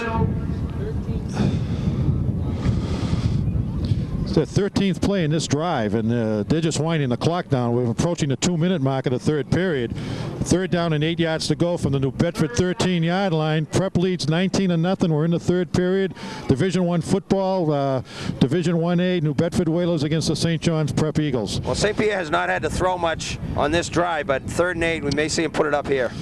Quarterback draw, Brian St. Pierre. Brian St. Pierre down close to the goal line. And a flag on the play. A flag on the play. Right at the point of impact there. Keeps the ball himself. Flag down on the play. And it's going to go against the Prep. Nice tackle by Clinton Dunstan there. Is holding against St. John's. So it's a holding penalty, and it. You know, this may not be as bad as it looks, though. If it's from the point of infraction, it was near the 1st down yardage area. So they may get 3rd down over again, and it may be like 3rd and 10 again. Let's see if Brian puts the ball up in the air in this play, Larry. Well, that's a play, the old quarterback draw that I don't think we've seen this year, have we? 3rd down and 8. No, Brian ran in when he was a sophomore and a junior for some extra points and some touchdown. But as we spoke about all year long, he's been recruited for his arm, but there's nothing wrong with his legs. He can run, and he's a big-time potential college prospect. As we come 3rd down and 8 yards to go, we flank Watson and Leahy to this side. Rolling to his right is St. Pierre, looking, being rushed, escapes, rolling to the left. He throws the ball just out of the reach of Jeff Mackin, number 87. As Brian St. Pierre showed his Houdini-like footwork as he rolled to the right, then reverses field to the left. St. Pierre shaken up on that play. At the end of the play, he got knocked down and might have jammed his hands. I wouldn't be surprised to see a field goal call here. Just another dimension, too, to St. Pierre's game. I don't think I've witnessed the scrambling ability that he's shown today. I mean, he's gone from right to left, and he's really seeing the whole field. And as you know, as a quarterback, that's one of your most biggest traits that you can have. And St. Pierre this year has been bothered by a bad ankle, but it doesn't look like he's being affected by that today. He missed the game against Barnstable, and then he was sort of not 100% against actually the first time they played New Bedford, down in New Bedford. But today he is showing why he's a multi-dimensional quarterback. Alan Rich getting ready over there because it looked like it was either his wrist or his shoulder. Something in his arm got jammed there at the end of the play. It looked like the play wanted to go right, and as he rolled back to the left, Macker was wide open in the back line of the end zone, right. But St. Pierre was running to his left. He also had Leahy down in the left corner, and I think he tried to force it into Macker, but by that time, coverage had collapsed a little bit, and he couldn't put as much on it as he wanted to, running to his offside. Yeah, one of the most difficult things as a quarterback, and you're a right-handed passer, you're rolling left and throwing across your body. It's very difficult to really thread the needle. And especially when he came all the way from the right side and wound up all the way on the left side. So we're bringing up a 4th down, 8 yards to go. And is St. Pierre in there? He's in there. He's in there. He doesn't want to come out of this, a potential 4th touchdown. So it's 4th down. And so much for thoughts of field goal. And 8 yards to go for a 1st down from the New Bedford 13-yard line. St. Pierre calls the plays. Pitches to Lentz. This could be the option play. He wants to look for St. Pierre. Just overthrow him. That's a play they've tried to. In fact, they tried that play against New Bedford down at New Bedford O'Neill area. Remember, right near the end of the first half, Lentz got the ball and tried to throw the ball back to Brian St. Pierre. Well, that play really, you need the quarterback to break open right away, and St. Pierre had a tough time getting away from the defender, and if that doesn't happen, awful tough. New Bedford was ready for him. It was well covered by the Whalers. George was over there as well as Broughton, so again, this has been a 3rd period. Really, the score hasn't changed. The Prep has threatened twice and been stopped by New Bedford. Now New Bedford takes over on their own 13-yard line as they have flankers wide right and wide left. Walsh comes over the left. Walsh is now set up tight end on the left. Yusef White popping to the outside. Running room. and knocked out of bounds by Alan Rich, the junior free safety, who next year will be the starting quarterback and has had a fine year playing safety and filled in admirably when St. Pierre missed that game against Barnstable. But Alan Rich, again, coming over and knocking Yusef White out of bounds. A good run, but they still haven't scored. And well, Eddie Walsh had a chance to trip him up, but he didn't have the quite angle at him, and he just got away, and luckily Rich was there to push him out of bounds. Well, White's a good running back. He is. If he gets that step on you and he gets around the corner. But time is winding down here in the third period as New Bedford sets with a 1st and 10. White Right again. up the gut is Yusef White, picking up about 4 yards. Dunston, the fullback, picking up about 4 yards. So as the clock winds down here at Nickerson Field at Boston University, the score, St. John's Prep 19, New Bedford nothing, as New Bedford trying to get something going, trying to put together a couple of plays. It seems like when they start to get a little drive, either a penalty or a drop pass has hurt them today, Paul. That was actually Josh Gomez, who's in there now at fullback in place of Dunston. So it's Gomes and White in the backfield. We've got George flanked to this side and to the far side for New Bedford, and replacing Asacelli is a pass thrown incomplete, intended for Walsh, the tight end. Obviously, New Bedford hurt without their prime receiver, Dante Balistracci, out with an injury, and we're looking for him. And he's down on crutches again. He's all through for the day, Paul. It seemed like a point that he may try to get back in, but I see him on crutches down there. He had his helmet on. He was warming up a little bit, but it's got to be an ankle or a knee that is bothering Dante Balistracci. And at this point, it's crazy to put him in if it could risk permanent injury. He has a great future at New Bedford. He has 2 more years. He's a 3-sport star. And right now, New Bedford is trying to regroup and trying to pick up at least the first down, Larry. 3rd and 5.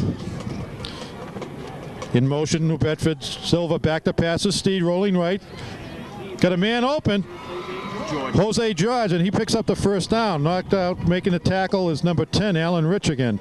That was a nice pattern run by the Whalers. They put 2 guys over in the same area, Silva and George, and the pass was completed to George. 1st and 10 for New Bedford as the clock winds down, and that could be the end of the third period. That play will be the final play of the third quarter. The score through 3, St. John's Prep 19, New Bedford 0. 19-0 as we wind up down the third period here at Nickerson Field at BU. Marty Bonjet along with Paul McNamara and Larry Bonjet, with our program manager here, Camille Bartlett, as 3/4 of this Super Saturday Division 1A game between St. John's Prep and New Bedford has come to an end. And really, there wasn't much doing in that third period that New Bedford could look for any optimism. St. John's Prep actually came out and had the only scoring chances of the third period, Larry. Well, yeah, it's. I think Coach O'Leary would like to get that one more touchdown and put this one to rest. To New Bedford's credit, they don't have any points as of yet, but they're hanging in there. They're getting a few passes completed, and this is an important drive right here. If they can put some points on the board, there's still hope. Good point. They came up with a big defensive stand the last drive by the Prep, Paul. Yeah, the Prep held the ball for a long time. We don't have any actual time, but probably 6 or 7 minutes on that 13, 14 play drive. They came up empty, but they did kill a lot of the clock there. Okay, as we go into the shotgun now, quick snap. He wasn't ready for that. And running with the ball is Yusef White, and he's met by, is that Lentz? Brian Lentz came up to meet Yusef White after no gain, and it was a went into the shotgun, and Steed wasn't ready for the snap, but he luckily caught it clean and handed off to Yusef White, Larry. And as a coach in the summer, when you're teaching these players how to tackle, just watch that play. Brian Lentz stuck his helmet right in the chest, and that's how you want to tackle. I haven't seen a better two-way player in high school football this year than Brian Lentz. A pickup of 1 and a play that looked like it may have some ability to spring a long run with White. Now they're in a 2nd and long situation from their own 47-yard line. Fourth period just starting, 19-0, the Prep leads. Seed. Back to pass, rolling to the right, being pursued, lets it go, and it's going to be intercepted. Leahy at the 41. Ryan Leahy on his way. An intercepted pass by Leahy, and again, he has come up big on defense in the last 2 games against Zavarian and today, Larry. Well, if you look at it, Leahy returns the interception. New Bedford dropping back to pass. The prep knows that. They're coming after the quarterback. The secondary can cheat up a bit, and he got a little bit too much air under that one, too. That was in the air a little too long. Leahy read it, came up from behind. There were 3 New Bedford receivers in the area, and Leahy came off and picked that one off the well, here's from Salem. Jim O'Leary going into the L formation. Magliaro and Lentz and Lucia. There's Lentz popping out to the outside and picking up about 3.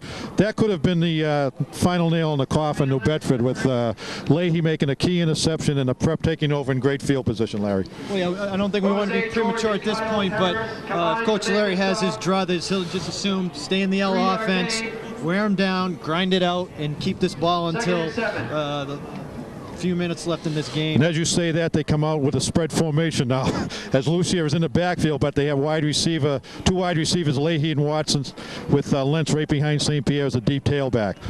2nd and 6 for the Eagles. Hand off to Lentz. Spinning, driving his way, pick up about 3 yards. Will bring up about a 3rd and 4th, 4 yards to go, Paul.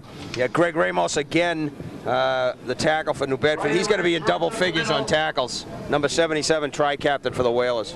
Gains 3 yards. Brings up 3rd down and 4. 3rd and 4 for the Eagles. Greg Ramos, number 77, made the stop. As they're driving into the New Bedford territory at the 43-yard line. 3rd down and 4 yards to go. St. Pierre again with that same formation that's been working all day. 2 receivers split wide to the right. St. Pierre rolling out. He's throwing a long ball. He's going to man out there, but that's intercepted. Silva. Jose Silva intercepting it. John Silva.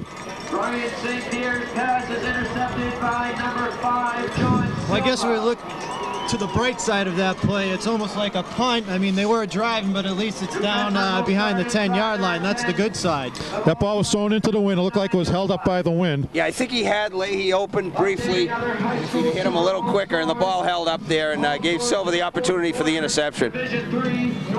So New Bedford takes over here in the 4th period. We've got 8 minutes and 35 seconds left to play. New Bedford trailing in this game 19-0. They start from their own 8-yard line, and it's North Shore Tech 14, Old Colony Regional 14. in the background. They're giving some scores of other Super Bowls. We'll try to update you as White carries the ball. He picks up a few yards out across the 10-yard line. Once again, Lucy and Mack are on the tackle. Just trying to get it out of the hole right now. I'm sure they have to put the ball up to get some quick points on the board, but they want to run it out of there from inside their own 10. Yusef White is the dependable guy. We just heard a score in the background. North Shore Tech and Old Colony in a 14-14 tie. So Larry Weinberg is doing that game for Cablevision of Peabody. So Larry must be about 2 feet off the ground. But as New Bedford comes up to the ball, looks like 2nd down and 7. They split wide to the left. Gomes is the only setback. Wide to the left is number 18, George. Back to pass, Steed rolling to the right. Lets it fly. And what are they going to call it? Silva, they're going to call that incomplete. Yeah, Brian Lentz's clapping hands. It was a nice try, but it looked like the ball hit the turf. Yeah, diving attempt by John Silva, who just made that interception. But it looked like it did, in fact, hit the turf. They've noticed that New Bedford, when they have passed and they've used the flat outs, they have had some success. And that's a pass that you really, it's a timing situation. 7:45 left to play in this Division 1A Super Bowl game. New Bedford trails 19-0. 3rd down and 7 from their own 12-yard line as Steed brings the ball over center. Faking, going back to pass, being pursued and throws incomplete. Intended for Yusef White out of the backfield, but it was broken up on a play by number 36, Eddie Walsh. You mentioned Eddie Walsh, and here's a player who has had a good year on defense, and if you recall last year, filled in quite remarkably for Mr. Lentz. Right, as the years gone by this season, Jimmy O'Leary has used mostly a one-back offense. Eddie Walsh was getting some carries at the beginning of the year. He's basically a wide-out now, but he's played a tremendous game at linebacker all year long for the prep. Now as New Bedford goes into punt formation, Kyle Beckman from his own 2 or 3 yard line, Brian Lentz standing on the New Bedford 46. Good snap from center. Beckman gets the ball off. High wobbly kick. Lentz takes it at about the 47. Trying to find running room, cutting back. Brian Lentz, that was only about a 12, 15-yard pickup, but it showed you the strength, the determination, and the athletic ability of Brian Lentz, Larry. And all year, he's done it by his lonesome. You really haven't seen too many other carries by additional backs through the prep, and in high school, that's unusual. Right, especially the prep does play a big-time schedule. They're going week after week against high-profile teams with big players, college-bound players, and Lentz has just taking it to another level this year, Paul. He was all by himself back there, and he just broke 4 or 5 tackles before John Silva finally took him down for New Bedford. Okay, the same formation. Leahy and Watson to one side, and there's it Lucia? Might have been Walsh. Or is it Eddie Walsh carrying the ball? Eddie Walsh getting his first carry of the day, and he picks up about 5-6 yards. 7 yards on the carry for Eddie Walsh. We just said has really not done much offensively the second half of the season. O'Leary must have heard you, Marty. Well, I'm glad to see that he's rewarding players that have played their hats on, and Walsh has been a main contributor to this team this year. Kona in the backfield now giving Lentz a break as well. Kevin Kona, the sophomore, who may be the running back next year on this prep team. He's been injured most part of the season, but he has come back the last half and played great ball. And he's going to carry the ball now. And stood up on a play, but he picks up about close to a first down. And what he gives you another dimension with the speed. Not to say that Lentz doesn't have the speed, but Kona is he can really burn it up. And he has some good moves. They say to me in practice he has some real shake and bake moves. And like I said, next year he could be the premier ball carrier for the prep. Along with Andy St. Pierre. And he nearly ran over Kyle Parris, the safety there, but Parris was able to make the But another first down for the prep as they just grinding out the yardage here. First down and 10. Brian St. Pierre over the ball at the 20-yard line. St. Pierre faking, reversing the field. Brian St. Pierre. Oh my, look at that run by St. Pierre. That was a broken play. I think he missed the handoff to Kevin Kona and just started back the other way. But we have a flag down. Yeah, holding against the prep, Larry. It looks like we're going to have to bring that one back, but I don't know what Brian had for breakfast this morning, but he's been all over the field. Well, I'm sure there's numerous college scouts here watching him. He's had a tremendous 4-year career at the prep. He's going to go down in the record books as the all-time passing quarterback for the prep in touchdowns and yards.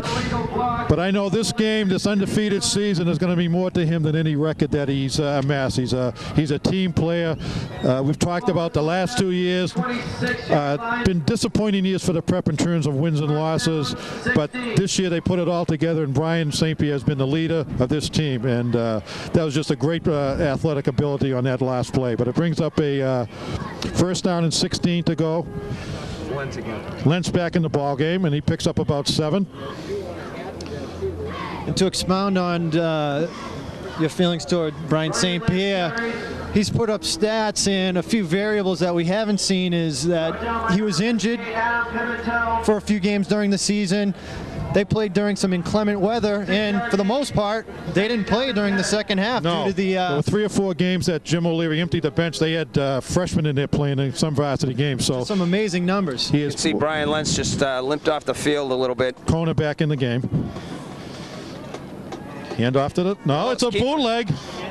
Leahy trying to throw a block, throws the block, but tripped up. Brian St. Pierre tripped up on the play. Jose Silva, nice tackle on Brian. And he's playing a fine game today, Jose Silva. Number 49. So that's the 15th time you've mentioned Jose Silva's name.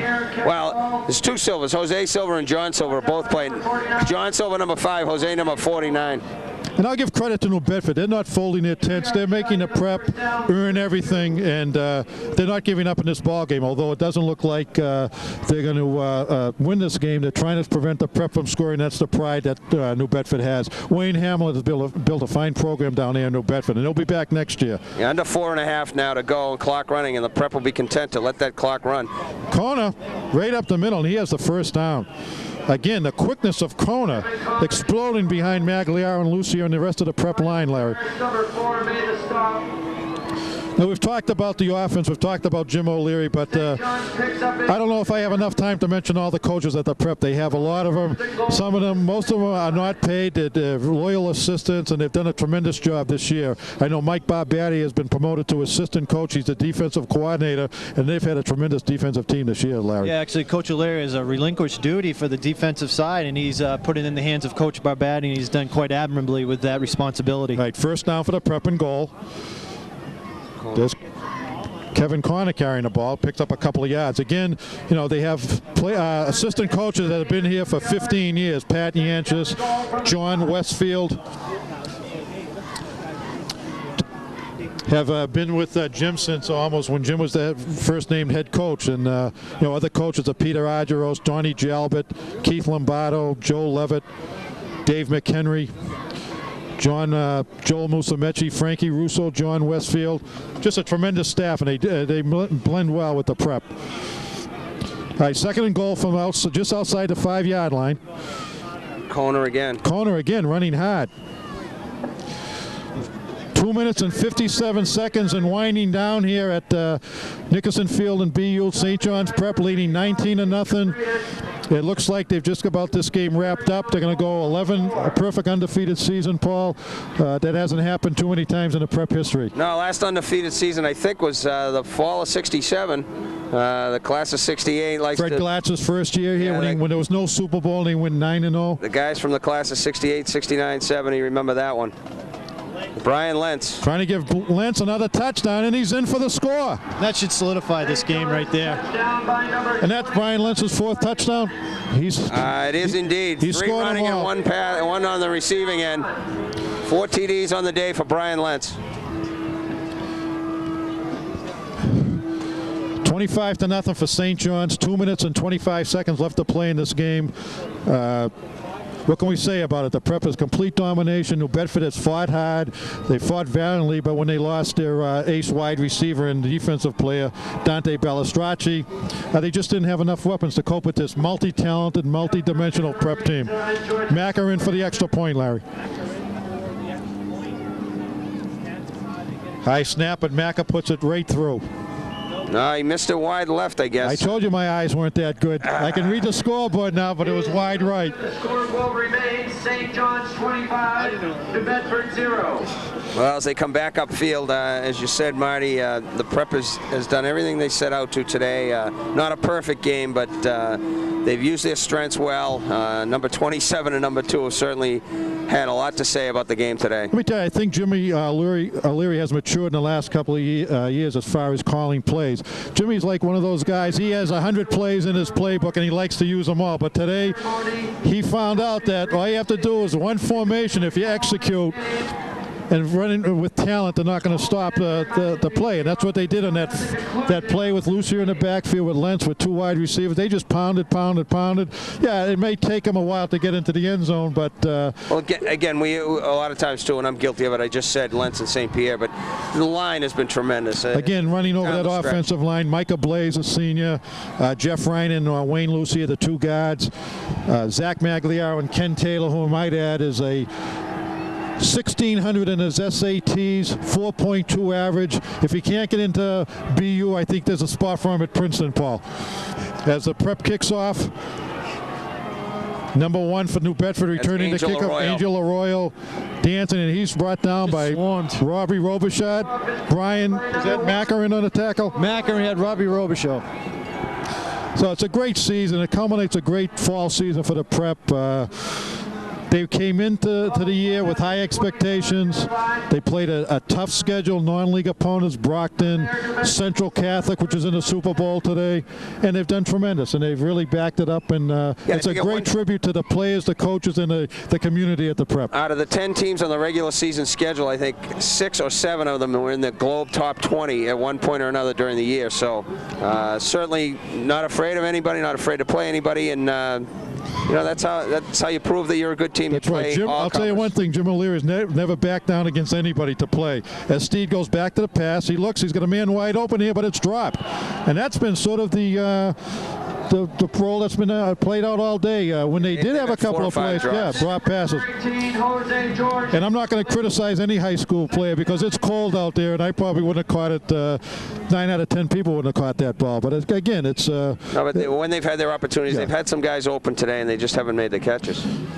It's fitting, too, on a day like this. It looks like the Prep's going to win. And I know 15 years ago, back in 1982, last time the Prep won the Super Bowl, they just had some festivities over the Thanksgiving Day weekend. It's just a great day for the 15 years ago today, they beat Whitney Hanson 7-0 in the Super Bowl. At Foxborough.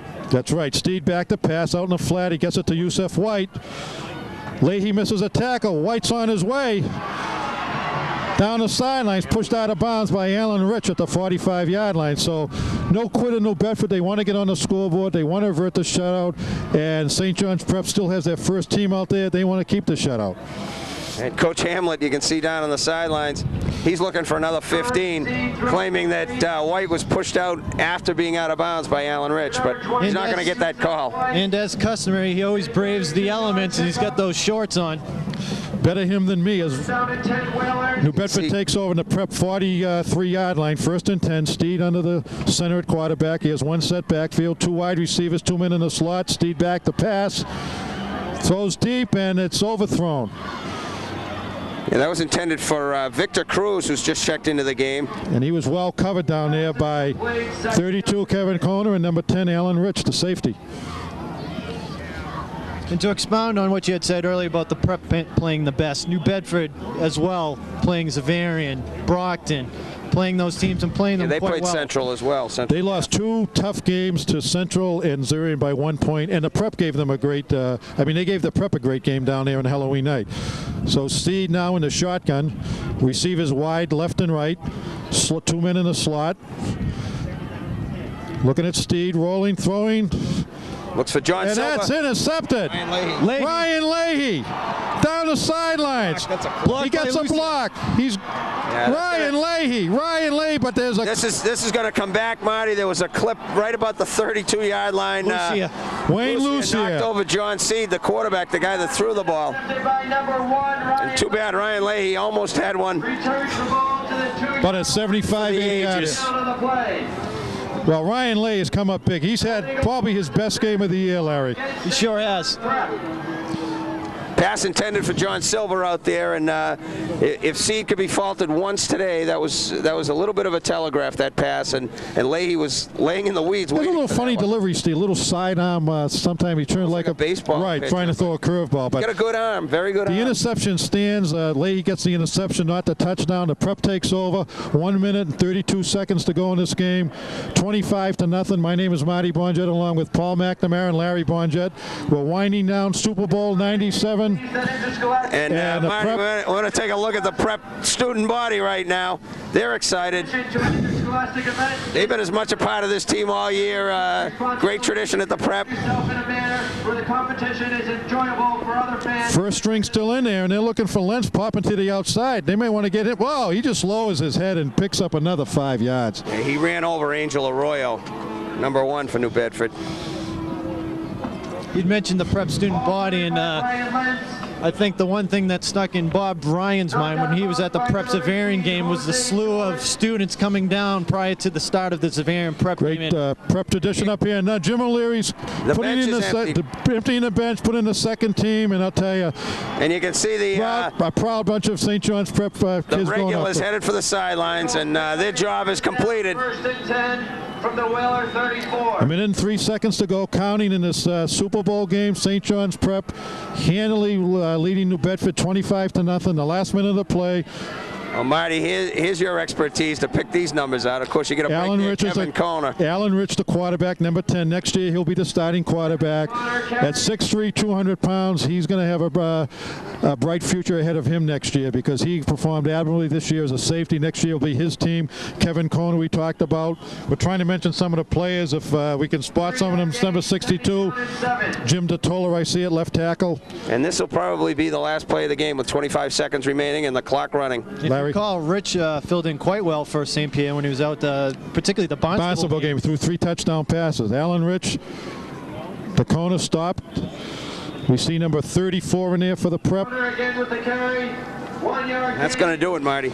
The clock winding down. 8, 7, 6, 5, 4. Prep sideline. Should we look for the customary Gatorade bottle bucket coming out? But St. John's Prep, the Division I Super Bowl champs. Final score, 25 for St. John's. New Bedford, nothing. Paul McNamara, your thoughts on this game? Well, just as we look at the Prep team, the swarming on the field, a great performance all fall long. 11-0, top 25 in the country, and undisputed top team in Massachusetts and New England. And Coach O'Leary and staff and the players and the supporters all deserve all the credit in the world. And a great performance by the Prep this season and today. They finished it off. Methodical performance today, Larry. Yes, quite methodical. And just to expound on Paul, these guys, they start in the summer. They go through captain's practice. They go through the blood, sweat, and tears. And it's a long process. And for an individual to go through something like this, it's just a great experience, and I wish every high school player can feel the emotion. Right, and there's been a lot of, Jim O'Leary takes a lot of criticism in the paper from some of his coaching staff, but I'll tell you, Jim O'Leary's a class guy. He has talent. He always admits he has talent, but together, this year he put everything together. These kids worked hard, and they performed. They were the dominant team in EMAS this year. And I know some people from Everett may disagree, but we'll never know because the MIA and their wisdom didn't try to put this game together. But it's the way, it's their rules, and next year they're rotating leagues and schedules. This year, New Bedford, which again has certainly nothing to be ashamed about. They played tough. They just couldn't get on the board. And the Prep showed a great defense and a great mental attitude today. Great display of sportsmanship out there now as the teams line up and shake hands and they battle on the field. But I'm sure the New Bedford guys are congratulating the Prep guys and saying, you know what, you were the best team this year. Okay, if you want to go over the scoring, Paul, if we have time to do that, we can go over how the Prep scored and how they won this football game. Briefly, Marty, the first half was Prep got out to a 19-0 lead. It was all Brian Lentz on the score sheet with 2 rushing touchdowns and a receiving touchdown in the first half, and they threw him in there to put the final 6 on the board to get the final count to 25. Extra points were a problem today, but thank goodness that wasn't really necessary in the difference today. 25-0, all the scoring coming from Brian Lentz and 1 extra point from Jeff Macker today. A shutout for the defense. The defense was there all year long, and equal part of the success of the Prep this year was the defense as well as the offense. Absolutely. Larry, your thoughts on this game? Well, it's just a culmination of a great year for the Prep, and they didn't really do anything different. They threw a few different wrinkles out in the first half, but it's just what I expected, the running game, the passing game, and again, just a culmination of a great season, and wish both these teams the best of luck. I'm sure, the Prep loses a lot of seniors from this team, high-profile players, but seems like every year at the Prep, new athletes come in, new outstanding athletes, and I know they're going to be ready next year. And next year maybe even a bigger challenge. Some of these kids that are juniors are going to want to prove that they can have a fine season also. Well, what's the adage they try to use? Not rebuilding, just reloading. So we'll see if that's apropos for next year. Right. Okay, Larry, we're signing off here from Nickerson Field at Boston University. Actually, Marty, we got a couple of minutes. We may keep the cameras rolling for some of the presentation here. Great. Okay. I see Camille's fingers ready to fall off. If she's willing to do the camera, I'm willing to do a little commentary. Now in the field, the Prep is being awarded the trophy. And the Whalers from New Bedford High School for their outstanding season. Gentlemen, the quality of football this season that you demonstrated